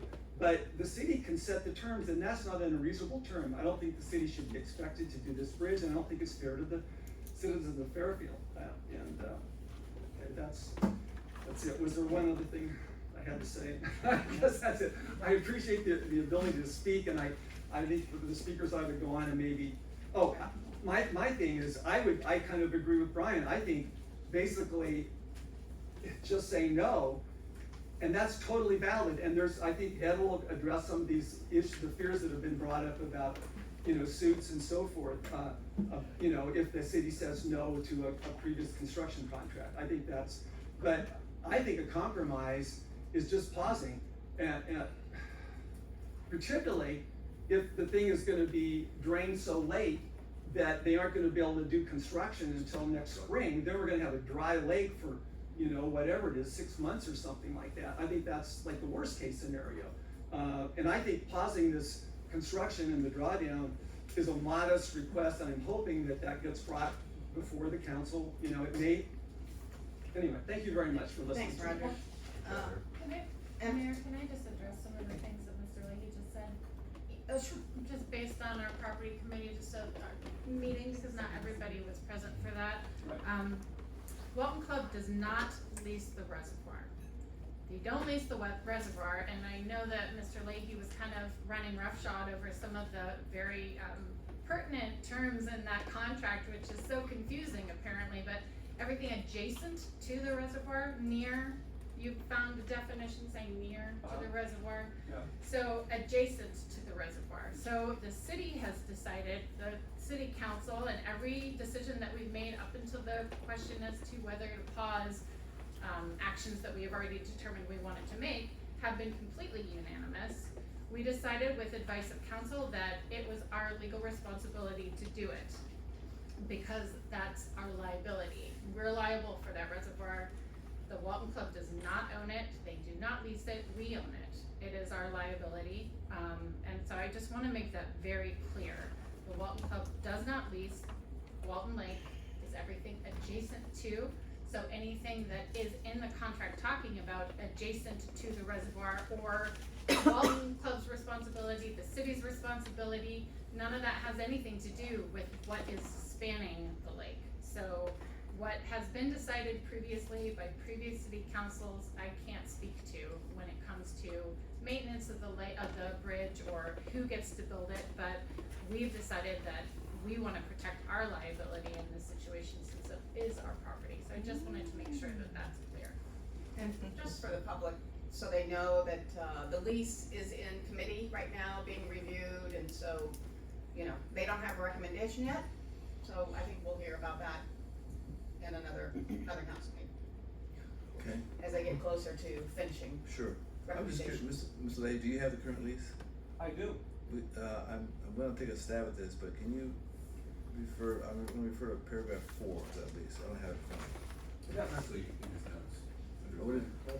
Oh, you have a copy? Can I take a look? Yeah, sure. Yeah, I actually gave copies to everyone on the property committee meeting, because. right, I don't have it with me Everybody today. has Today's read covered it. that, okay. Oh, yeah, I don't, is this the third degree now? No, it's not the third degree, I don't, we don't have time. No. Yeah, I'd like to finish this, cause we still have business to do, actual city business. Yeah, I think it's, by the way, I think it's still, I don't think it's a proper interpretation that because the city owns the lake, the city owns the bridge that spans the lake. I think that's, Oh, I'm That's- sorry, I I mean didn't paragraph say 2, that, was it? paragraph 2. oh, two, I I think. said it's our Paragraph responsibility, two. Would you and read- we've decided it's our Yeah. responsibility with our advice of council Okay. to protect our. Yeah, land. I mean, I think that's, I would like to read paragraph 2, Oh, or maybe, or you could read it, you want to? yeah. Go ahead, just read paragraph 2, that's all. That's The all I'm asking. lessor, city of Fairfield, herein shall be obligated to maintain and/or repair any roads or bridges that are adjacent to said clubhouse, golf course, reservoir, and subdivision, including all city of Fairfield dedicated areas, i.e. streets, bridges, et cetera. So the city obviously would be maintaining anything at city, but here it says, roads or bridges. Right. I just wanna put, that's the lease, that's our current lease, that's all we're gonna put in. And the adjacent means adjacent to said clubhouse, obviously they aren't maintaining the golf course. Right. The city, I understand this, but that's something I learned too from the golf course, maintenance, people, is they spend like $140,000 a year just grooming the golf course and the greens and mowing everything, and it is a pretty big project, and some of That's that, why we and some of lease that it to city them. land, Yeah, some of that's that why we- city land too, I'm saying Sure. that's why they get the good deal on the. Right, I understand, I right, totally get right. what's happening, I think it's a good mutual relationship with the one major exception of the golf cart bridge. Great, thank you, Roger, appreciate it. Kathy Snow?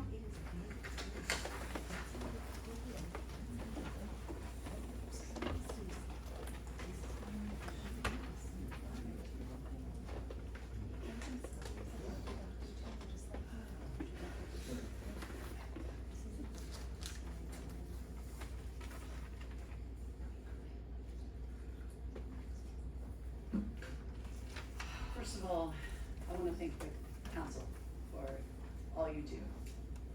We're very fortunate in this town to have a council who cares and is incredibly patient, has shown incredible patience, during this process. And I know that all of you want what's best for Fairfield, everyone in Fairfield. And I know that you're upset when any one of your residents is not happy about something. And these are frustrating times. I can understand why people are upset, and yet you did your due diligence of over 17 months now, first starting to talk about this situation in April of 2024.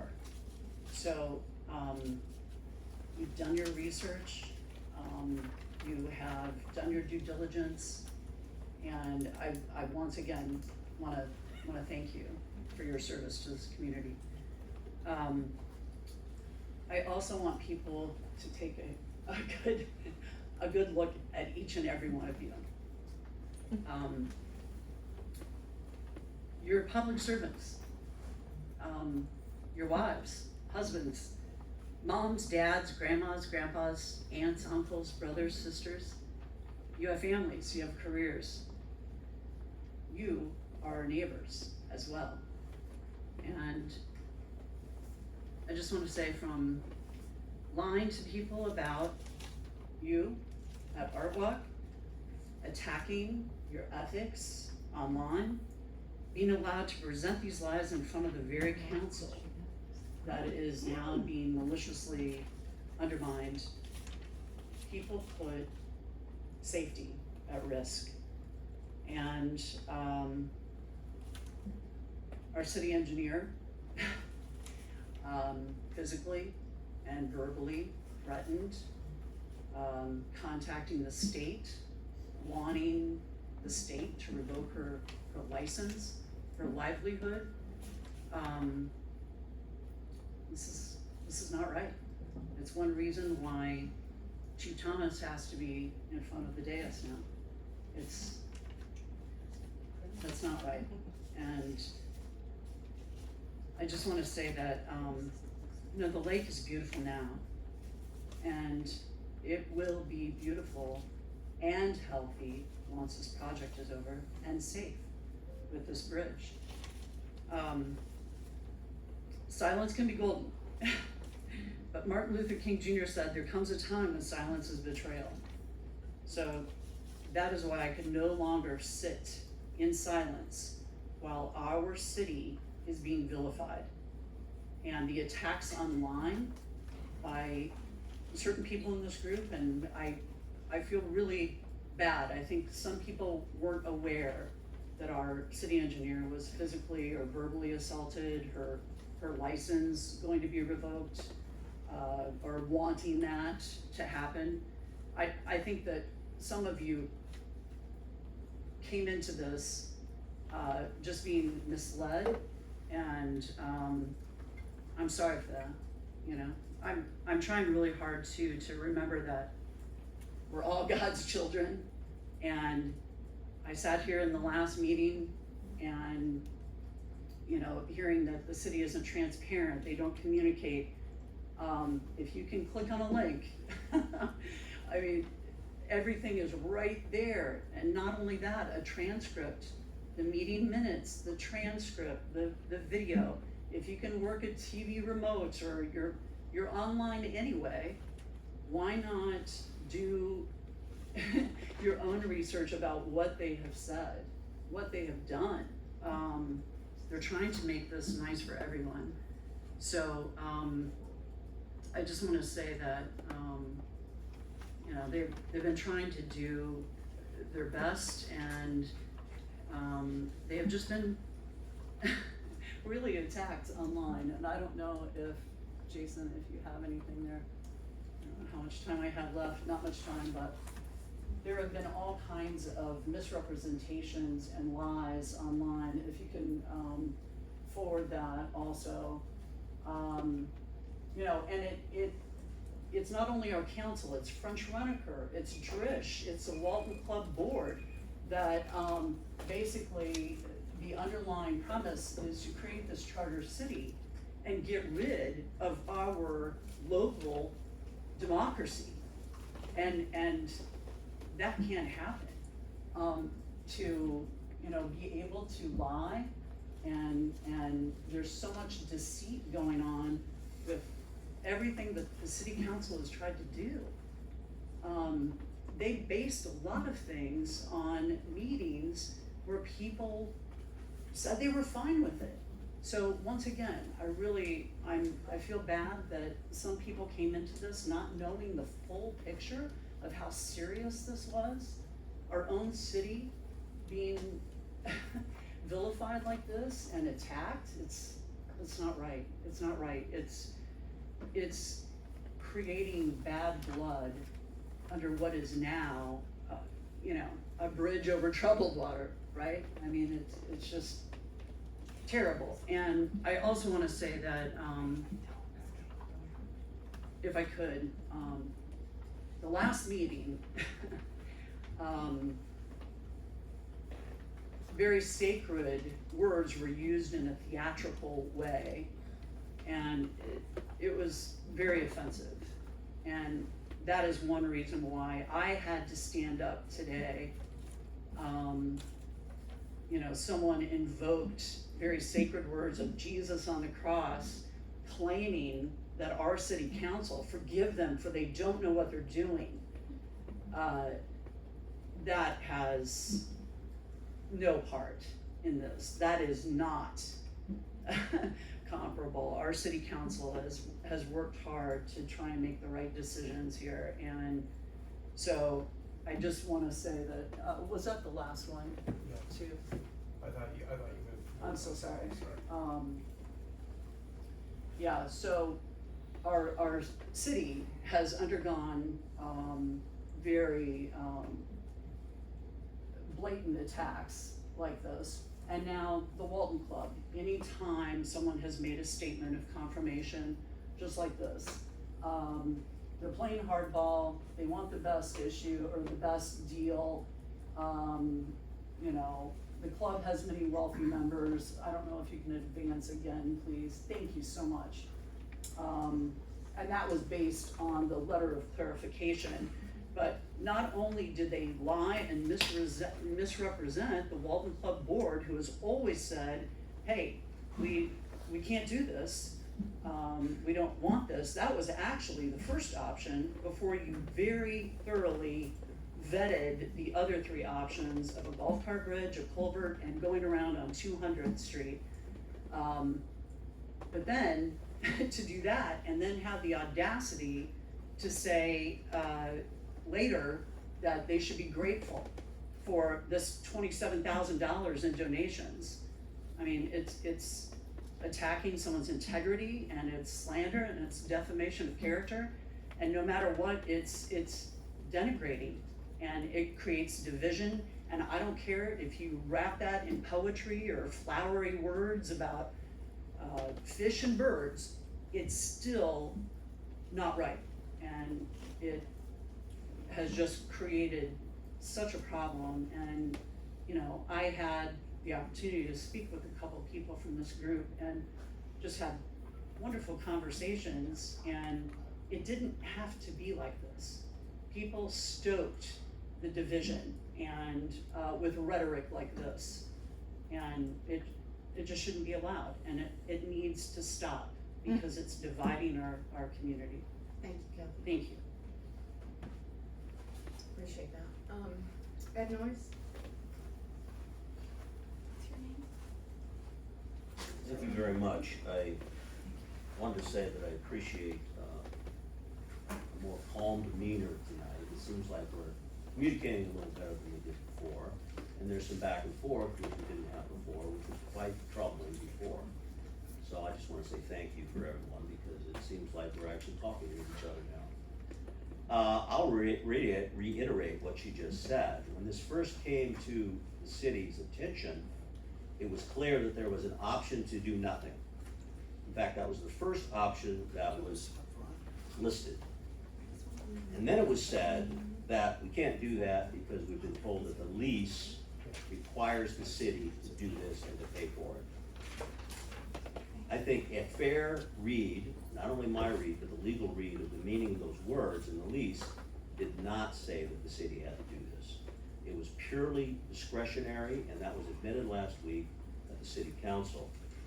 So there's a big difference between a discretionary expending for something that the city admittedly cannot afford, which also came up last week. They can't afford the public library, having trouble with the fire station.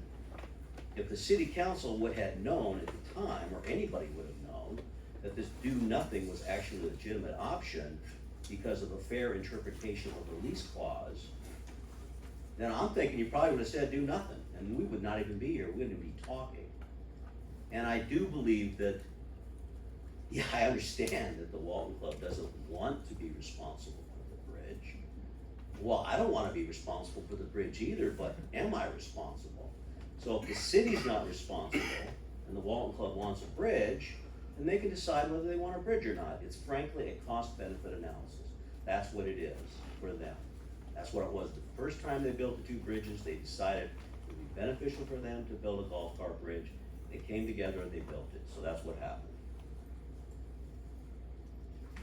I think the other problem that we're facing here is, so that decision to not do nothing, we wouldn't be here right now. And then it went down this pathway where I believe the city council and the committees were told that it's not possible to have suspension bridges that would work. They said they couldn't be made long enough and they couldn't be made to have enough weight limits. I think that was factually in error, and there was never done any real request. It's called an RFP for this style bridge. It was never done. And all of a sudden, then you get Ed Hipp coming along, well, hold on a second, here we got this company that'll do it. It's 80 foot long, it's got a 40-year warranty, we can make it longer for $250 a foot, and we just set it down if we back it up from the abutments. So that appears to be a real possibility still that we really seriously should look at. The other thing that happened is that we were told, and we're being told, that the city could be sued by Drish. That is factually and legally impossible because there's what's called a condition precedent.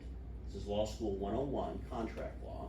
If there's a condition precedent in a contract, that condition has to be fulfilled before the contract can be enforced. In this case, it's the approval of the permit, the dam permit. The Drish cannot do this without that approval, neither can the city. So that was a false fear tactic against everyone, and it was also used, frankly, to get the ALJ to say, well, I guess we better give them that, we better stop this stay because they're gonna get sued. So unfortunately, that fear has permeated the process. But one thing that we have discovered, interestingly enough, is there's two permits here. There's the drawdown permit and there's the dam permit.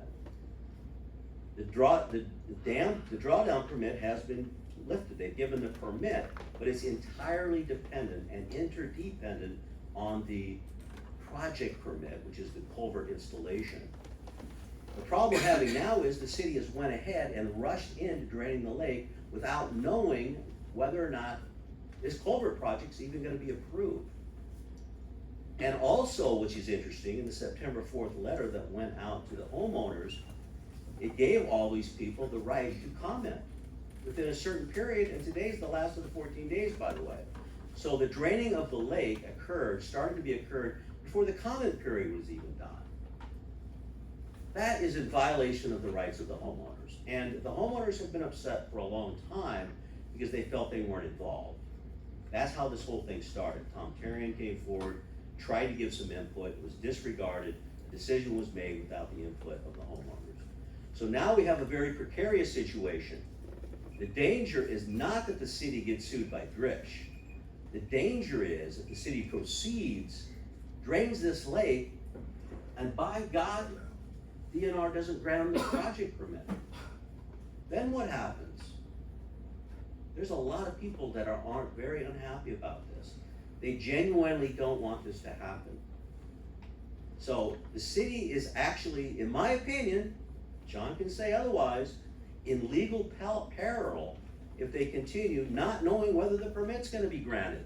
I think it's a serious problem, and it also completely is in contempt of the rights of the homeowners to opine, to give their comments. Because the city's just moving ahead regardless of what they have to say. That's what they're doing. The city is moving ahead regardless of what the homeowners have to say. So that's a serious problem, in my opinion. Can you wrap up, Ed?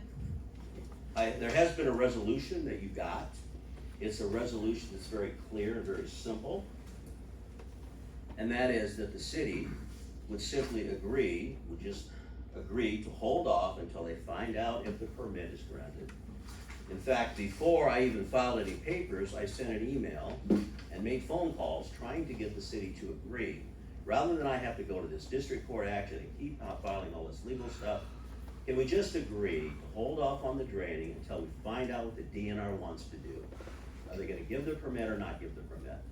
So this resolution that's proposed is that very simple in respect to the rights of the homeowners and the fact that the city needs this permit to go forward and they don't know when or if it's going to be granted, that they really should stop right now and just let the process play itself out.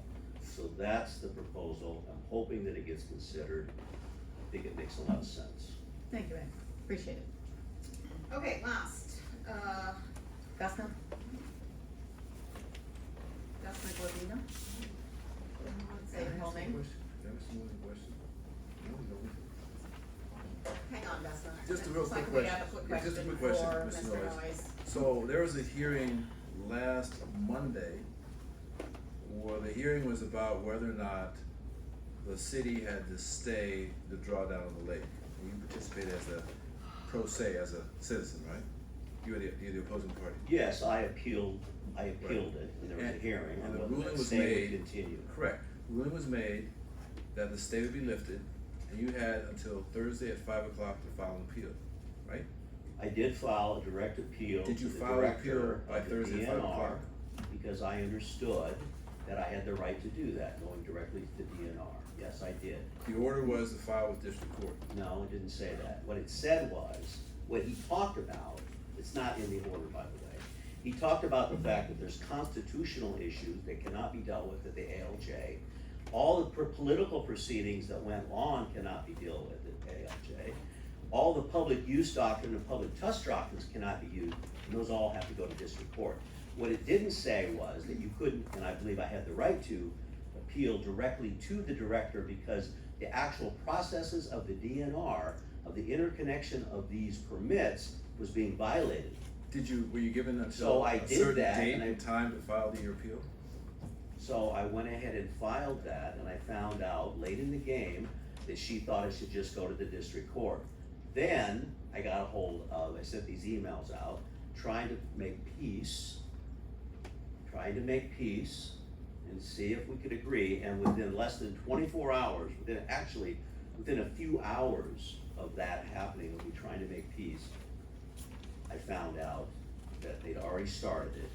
And on 4/20 of that day, I filed the appeal, or the petition for judicial review of the district court. And there is, by the way, there is a hearing scheduled on the motion to stay right now. So that district court could actually stay this drawdown. We got a problem though, obviously. The drawdown's gonna be done, but you guys are doing so fast that it's going down fast. I was told the city installed an extra piping today to get more water out of the lake faster. My concern is the city is trying to make this a fait accompli, so it wouldn't make any difference whether or not the homeowners are ultimately successful, or whether or not the DNR says you shouldn't be doing this. It's gone, lake's gone, everything, that's it, fish are dead, 1 to 3 years. And then the DNR comes and says, oh, I'm sorry, you guys, you don't have a permit. And the DNR could easily do that, because right in the letter to the homeowners, they acknowledged that they'd already received environmental concerns and alternative discussions. And as you're wildly aware, the DNR themselves said that this bridge choice is less healthy for the lake. And the DNR is supposed to make the choices that are healthier for the lake. So it's very possible, I'm telling you, that the DNR could say, you need to look at these other alternatives. People are showing these other alternatives. Take a look before you drain this lake. You'd be smart to do so. That's what's going on. Thank you. Thanks, Ed. Okay, Can Vesna? I ask a question? Ed, when is the court hearing? Unfortunately, she We didn't set haven't it- been served yet, and we didn't accept service, and we only because of the rules that affect the town, which is open meetings law and media notice. We can't even have a closed session hearing about this till tomorrow. So if you've already got a hearing set, that's all on So, you. just hear me out for a second, John. All right. It wasn't until 3 o'clock, maybe 3:30 this afternoon, that the district court formally accepted even though I filed it back Friday. So I didn't have a case number, I didn't everything, and I did forward you the 3 documents. You got those. I agree, and the very first thing we did was set a closed session hearing to talk with the council about what our position should be, and to talk about your pleadings and how we should respond, and also to talk with outside counsel. And all of those things are very reasonable, and they're What do you absolutely need, John? following the open meetings. That's fine, what do you need from me? I need patience. Well, I need patience You're too, a but bull in a china closet I when you start asked you this if you would stuff. accept service, so I didn't have to serve you by a sheriff. And that's exactly why we're having a closed session meeting tomorrow, but we have to have 2 days every time we act as a municipality, and you don't The get. hearing for the October 13th was just set around 3 or 4 o'clock today. I just got it. It's set for October? for whatever reason, the court set the stay hearing for October the 14th. That's horrible because it's way too late. So I also filed a motion for a temporary restraining order, which is ex parte, as I'm sure you probably know. Yes, I know. And she hasn't ruled on that yet because there's gonna be irreparable damage. I think she needs to rule on that. I'm gonna ask her again tomorrow to try to get an emergency hearing, which is how I casted it, so that you can be there. I don't care. We need a hearing to see whether or not this drawdown You better should be continue. there, We really do. yeah. Anything else? Great, thank you, Ed, appreciate it. Vesna? So, Vesna Glavina, Ward 1. Last council meeting, Mr. Gandy dismissed draining or drawing down or whatever, killing the lake, Walton Lake, is something destined to become a nothing burger, just like the giant grain elevator project, which did in fact turn out to be a nothing burger for most, though not for all. One happy ending in the minds of some is no basis for throwing away decency and the precautionary principle. I'd like to bring you up to date on another project, which this council has likely filed away in their nothing burger folder. For simplicity's sake, I will focus on just a single unfortunate consequence of that project. I don't know how exactly the decision was made to disregard basic environmental principles by choosing to gut Neff wetland from end to end in order to lay down a massive storm sewer when a proper use of that wetland. That has nothing to do with the Walton Yes, Lake. it does. so you need to It stick is to the- pertinent. You need to stick to the topic. I am. please. You have assured us that the lake will recover, and I would like to explore the possibility these assurances don't always pan out. Okay? It was Mr. Gandy who made the nothing burger comment, and I'm trying to address and respond to that comment. It was he who brought up the grain elevators. So, a proper use of the wetland would have harnessed its ability to absorb the runoff instead. Those who knew better were aghast. Their concerns and objections were dismissed. They were told the wetland would be restored, would end up better than ever. This is not what happened. Those in charge of managing that wetland are too stoic, too loyal, probably too overworked to complain.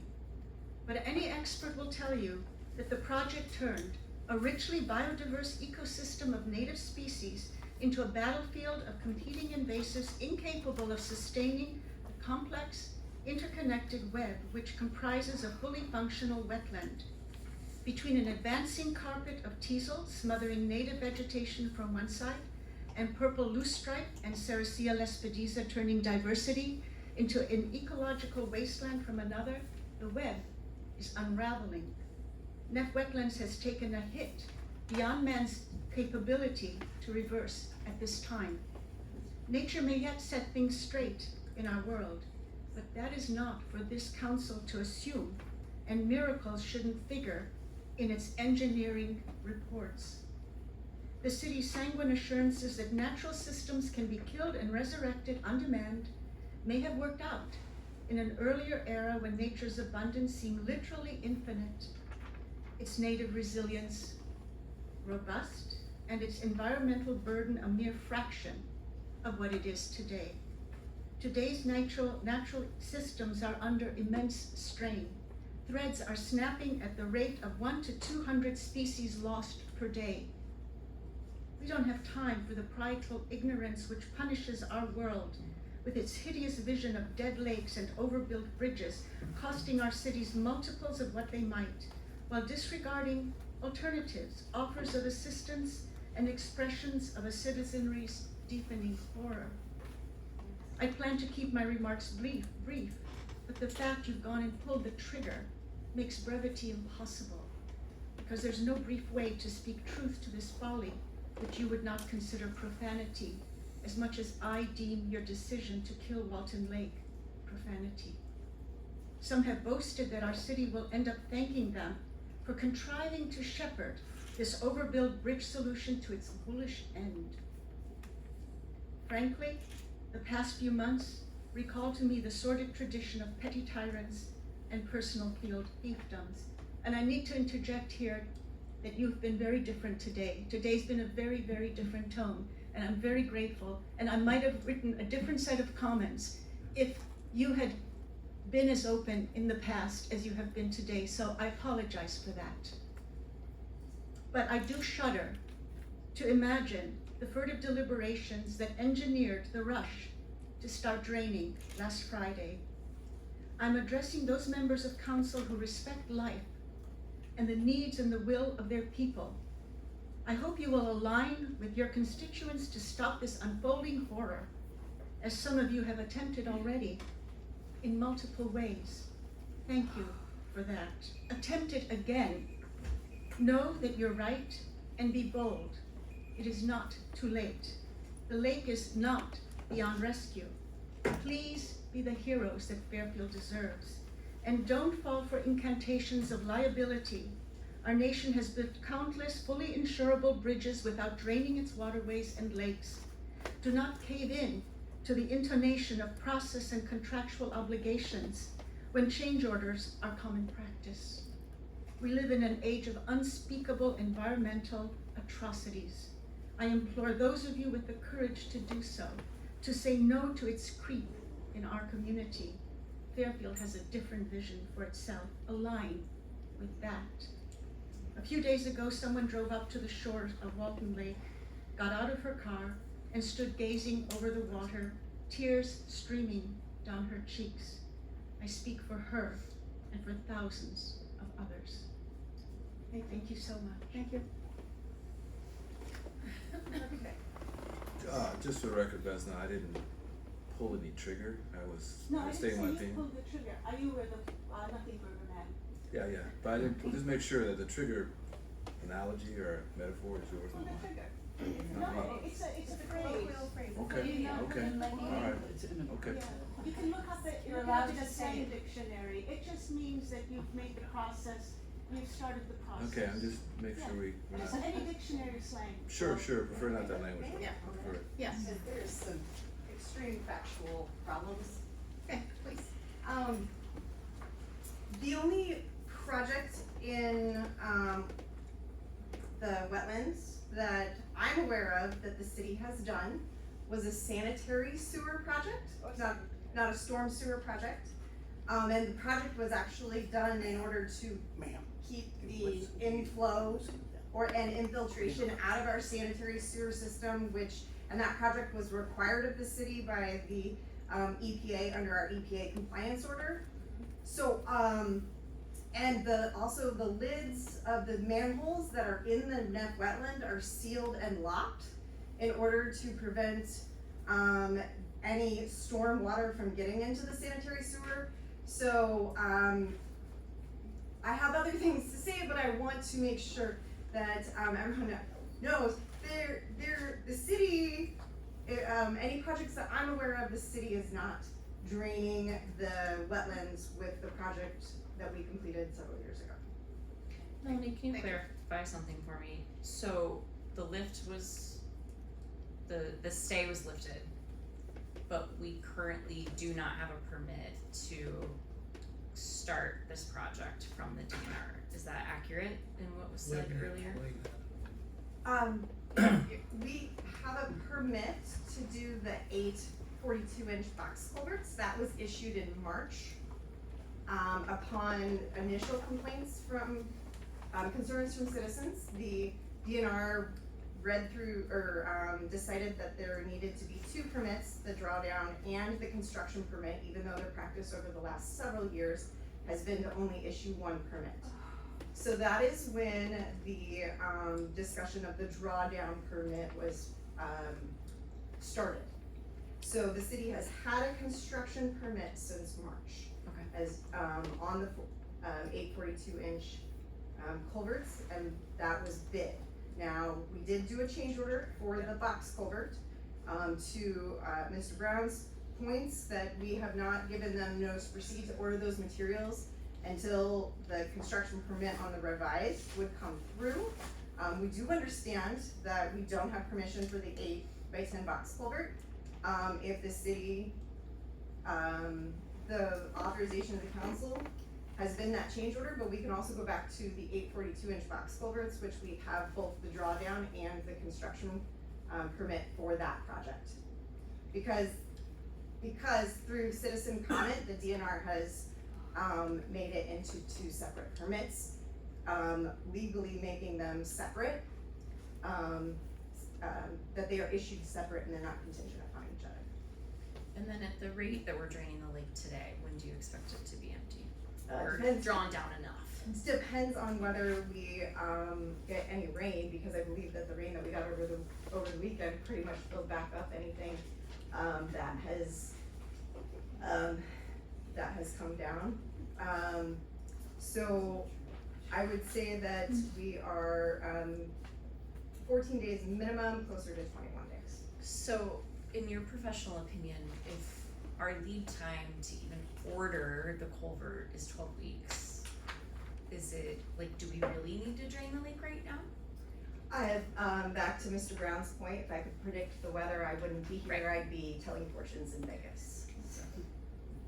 I mean, I really can't. What would keep us from draining the lake would be as if it froze, correct? Say that again. What would keep us from draining the lake would be if it froze. Correct. Yes, because we don't want that void between the surface ice and where whatever remains. Okay, thank you, Melanie. So, before we proceed, I wanted to, oh, sorry, sorry. Figure out when do you expect, or would you expect the DNR to issue the permit for the box culvert model? All I can say is that the 14-day comment period is through today. So they're gonna wait until that period is over before they issue the permit? We have not spoken to, the DNR on when they're gonna be issuing that. Okay. But there's no intention, if, the permit is not for the box culvert, is not issued, and the drawdown is complete, there's no intention to go to the prior permit and construct that? I think my recommendation would be to see where we are, as far as any other legal proceedings. We typically see the DNR construction permits issued within 2 months, of submitting it. We're at about a month. So hopefully by the time it's drawn down, we have the permit, but, if we don't, I think the council needs to consider that, even if it's, doing a notice to proceed for demolition, or, I think that there are options at that point, but considering that it's a long time to drain it, and then time in order to dry out around the construction area, there's a long lead time on, what the lake needs to do in order for the construction to begin. It may not be till next spring. We'll cross that bridge when we get there. Thank you. So before we proceed, I just want to read one thing, and then John is going to give a summary of the administrative law decision. But in a question with one of the council members that I had, they had a question related to if the city would back out of the contract with Rich Construction, does it hurt their bond rating? So this is basically the answer to that question. Yes, the city backing out of an Iowa construction contract can negatively affect its bond rating. So let me just read some of these points. Financial risk. Credit rating agencies such as Moody's and S&P evaluate a city's ability to manage its debt and meet its financial commitments. Backing out of a contract shows a potential failure to meet obligations, which increases the perceived financial risk of the city. Contractual penalties. The city may face financial penalties and legal costs from the contractor, which can strain the city's budget. Lawsuits and legal expenses. The contractor can sue the city for breach of contract, leading to costly legal battles and potential judgments against the city. Reputational damage. A significant breach of contract can damage the city's reputation, making investors and creditors more hesitant to invest in its bonds. Future borrowing costs. A lower bond rating can result in higher interest rates on future bonds, increasing the cost of borrowing for the city and its taxpayers. That influence the impact of contract terms, reason for termination, city's health, materiality of the breach. So in short, I'm not gonna read this whole thing, but in short, a city's decision to back out of a construction contract can trigger a cascade of legal and financial issues that would almost certainly cause a bond rating agency to lower its rating. You know, and I think, Mr. Brown alluded to potential, you know, possible issues in the future with bidders and costs, et cetera. So, I hope that's helpful at least to answer that question. And, I would like John, okay, John, can you do this in 5 minutes? I don't know if I can do anything in 5 minutes. So, we still have business to do, so I'd really like to get this done. All right, Monday the 15th, we had an administrative law judge hearing with Thomas Augustin, who's a specialized judge working in administrative cases, and he indicated to myself, Ed Noyes, and Noah Popplewriter, who is an assistant attorney general assigned to the DNR, that this particular matter is one of many of its type that is referred to him because of his specialization. So we had a hearing from 1 o'clock going forward into the afternoon, a couple hours. I think it lasted an hour and 58 minutes. By the hour and a half mark, the judge was talking to us about how he was going to rule. And he ultimately determined that the motion to vacate the stay, that was a motion that the city filed, was going to be granted, that the stay did not appear necessary, that he was not satisfied by anything presented by Mr. Noyes, that there was a irreparable risk, irreversible possible environmental disaster on his hands. Those terms that were part of Mr. Noyes' presentation were not agreed with either by the city or by the DNR with its Assistant Attorney General. Assistant Attorney General presented a brief actually indicating that they felt in this particular situation that the city was proper in its dealing with what was presented to it, that as far as the things that were known to the DNR director of that division, a lady named Casey Welty, that there did not appear to be any problem with DNR offering to assist in the things that had been presented at the public meetings. Public meetings talked about this would be very temporary, that it would not be environmentally disastrous, that that's not what the DNR does or supports, and that after the period of drawdown, the month or two of construction involved, and the refill, that there were very well-used programs, and he offered an example of one you could take a Sunday drive and see. The well-used programs have to do with restoration, the restocking, the surveying, and those things that had been discussed at the public meetings out at Walton. They also referenced the Lake Geode restoration and restocking, which has happened in a period of 2 years. that particular situation happened right after COVID, and very clearly, it's a success. So when I hear somebody say they don't believe that can happen or it's impossible, that's obviously their opinion, but it's not the opinion of the DNR regional representatives, the DNR directors in Des Moines, or the Assistant Attorney General that reviews things with them. And it wasn't the opinion of the Administrative Law Judge. So the Administrative Law Judge ordered that the stay would be lifted, that the permit would be issued for the drawdown, but there was then a discussion about the notice letter, which Mr. Noyes mentioned, about 14 days input. That's actually a different issue than the permit for drawdown.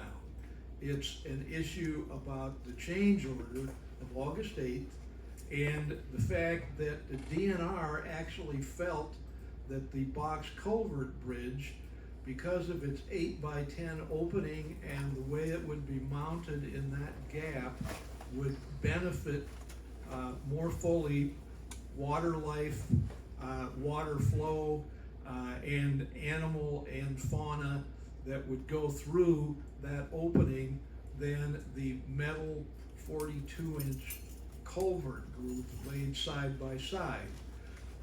So the change order, which was sent up to DNR right away after the August 8th meeting, didn't get set up for an immediate action by DNR, and this thing was still on the table for a hearing the next week. The Administrative Law Judge talked about the 14-day suggested notice period and said that isn't a situation that doesn't have some discretion with it, that whether it's a reasonable time to give 7 days, 10 days, or 14 days notice is pretty much the call of the judge. But in that particular situation, that because it had been raised, but it had been denied, Mr. Noyes asked to have the hearing of the 15th continued for 30 days so that they could get in the time for input, which really would have ended on September 18th, 14 days after the 4th. But the judge gave him essentially until the 18th at 5 o'clock to use an alternative in district court. Mr. Noyes also had another option under the Iowa Administrative Code and the Administrative Procedure Act, and that would be to go over the head of the Administrative Law Judge, over the head of Casey Welty, the Division Director at DNR, and go directly to the statewide director for DNR.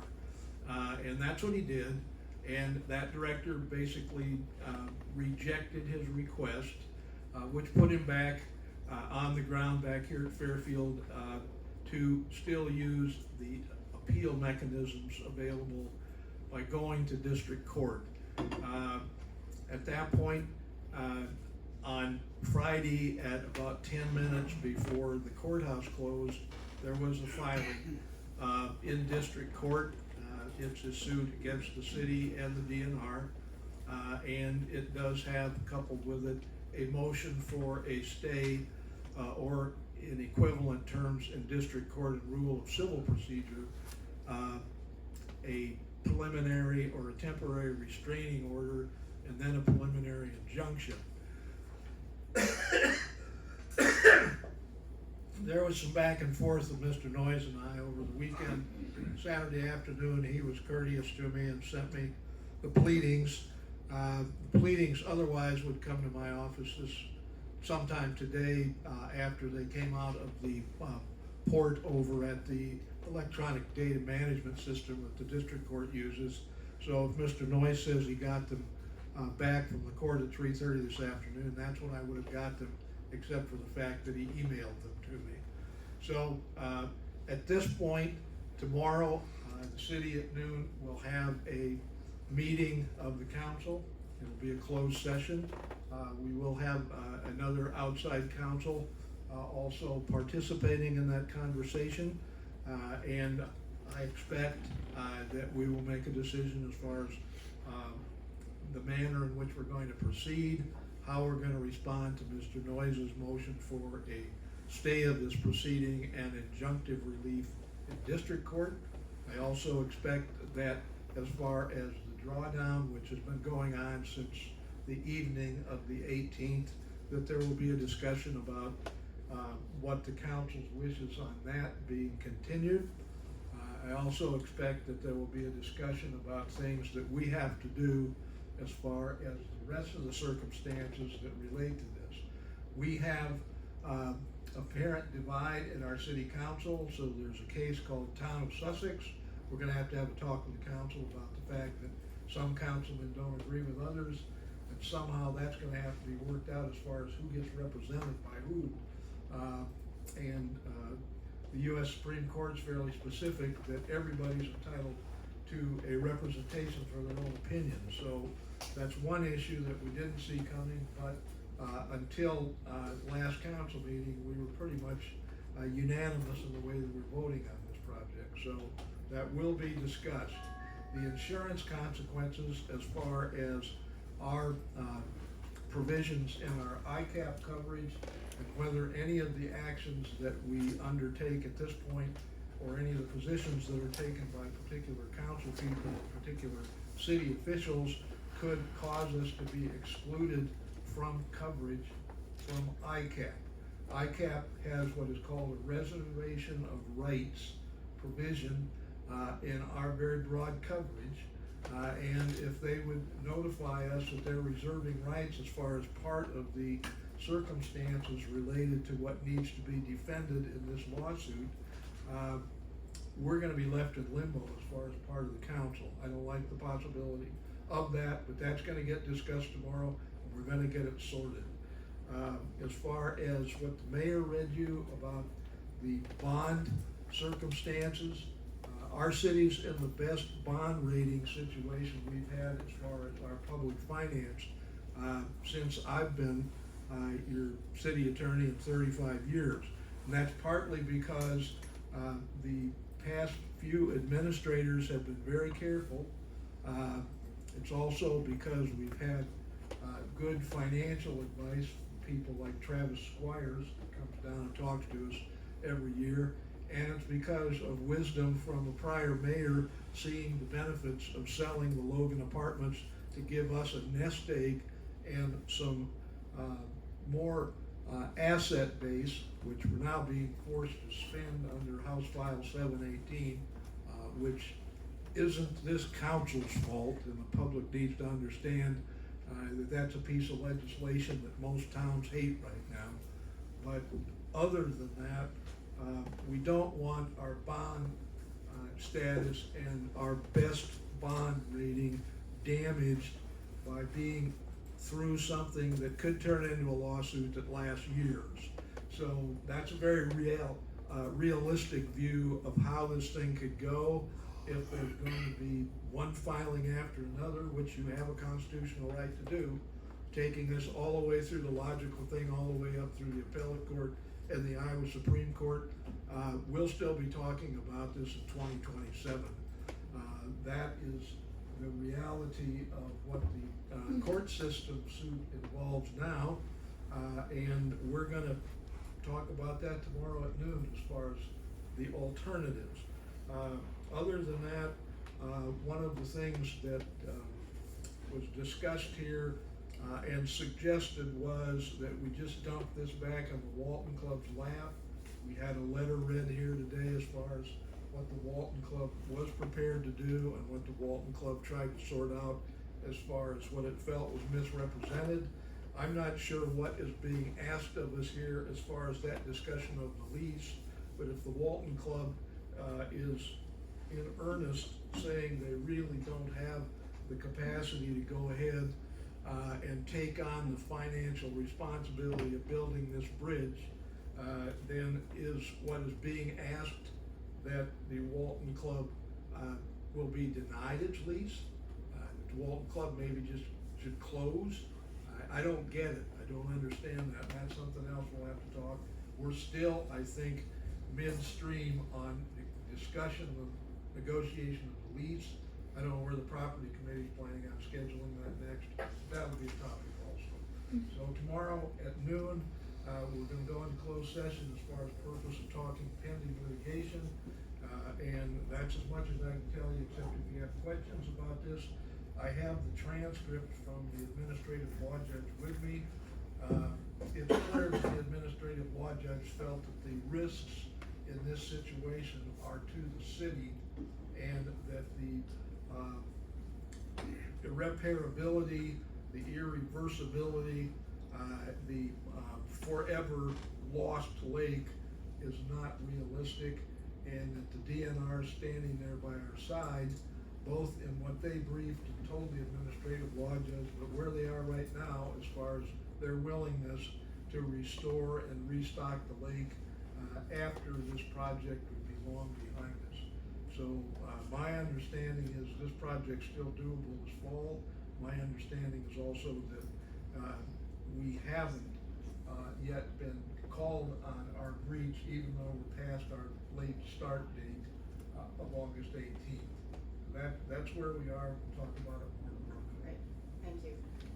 I just, one last comment before we move to resolution, action items, ordinances. I really wanna thank all of you tonight for everyone's composure and your thoughts, and when Chief had to leave, that you honored that and what his request was. And he's got a tough job, and we appreciate what he does, and we appreciate our police officers who risk their life every day and every night in our community, and it's not easy right now. So, before I get more verklempt, let's move on to resolution, action items, and ordinances. Our first action item is consideration of the installation of a boat ramp at Walton Lake. Mel, do you wanna talk about this at all?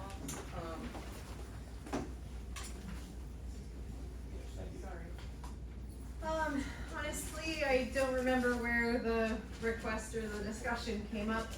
But looking at the property that the city owns, the second page of the attachment includes the proposed location. The first page is a cost estimate showing, oh goodness, I didn't print it off because I didn't expect to be this late and not remember what it was. $2,575. 2024. Well, if you include everything. Yeah, whether it includes a gate and exactly how the council wants to move forward with that. But the scope would be a 14-foot wide gravel, boat ramp that would take it into, Walton Lake into the main body of Walton Lake. And there was additional cost for whether we wanted to put a gate in, and it's gravel, not pavement. It meets the slope requirements of what DNR expects for a boat ramp on their design standards. I think the only other thing to mention is that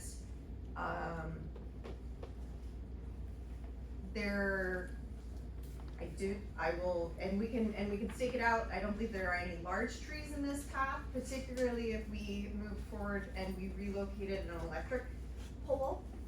So the expense of relocating the electric pole is not included in there. But by relocating that, and Doug, you might remember as well, I don't believe there were any large trees. There was some, I would say, more brush right along the edge of the water, but there were no mature trees in this construction. Sorry, Doug ran it. Doug ran it. No, we were down there too with the. Oh, okay. With the Ed House committee. Gotcha. And I guess the approval of this would be to allow the street. I'm sorry. I thought you told us that night only one tree went up here. Okay. It was done large. And less than 4 inches. I mean, it was not a large one. And so authorization of this, if you want the street committee to move forward with it, get this fall. I mean, you can give us a time frame, but my assumption is a positive motion would be authorizing the street crew to start installing this, as their schedule allows. Make a motion that we authorize the installation of the boat ramp at Walton Lake. Second. Okay, it's been moved by Florina, seconded by Gandy to authorize the street crew to. Oh, And I just wanna clarify that we're all okay with that location, I mean, can I get that in the motion, I guess? well, okay.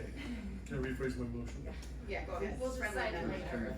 So, yeah, That's why I would like it in the motion. so I just would say I'll make a motion to authorize the installation of the boat ramp as indicated on the accompanying map Thank you, and to include the gate. thank you. Second. Okay, so the motion is to authorize street crew to go ahead and create, build the boat ramp with a gate on that land located on the map there. Any discussion? No, please call the roll. Flournoy, Yes. Gandy, Yes. Esti, Yes. Kness, Yes. Rowe, Yes. Toohill. Yes. Great, thank you, that was approved unanimously. Next action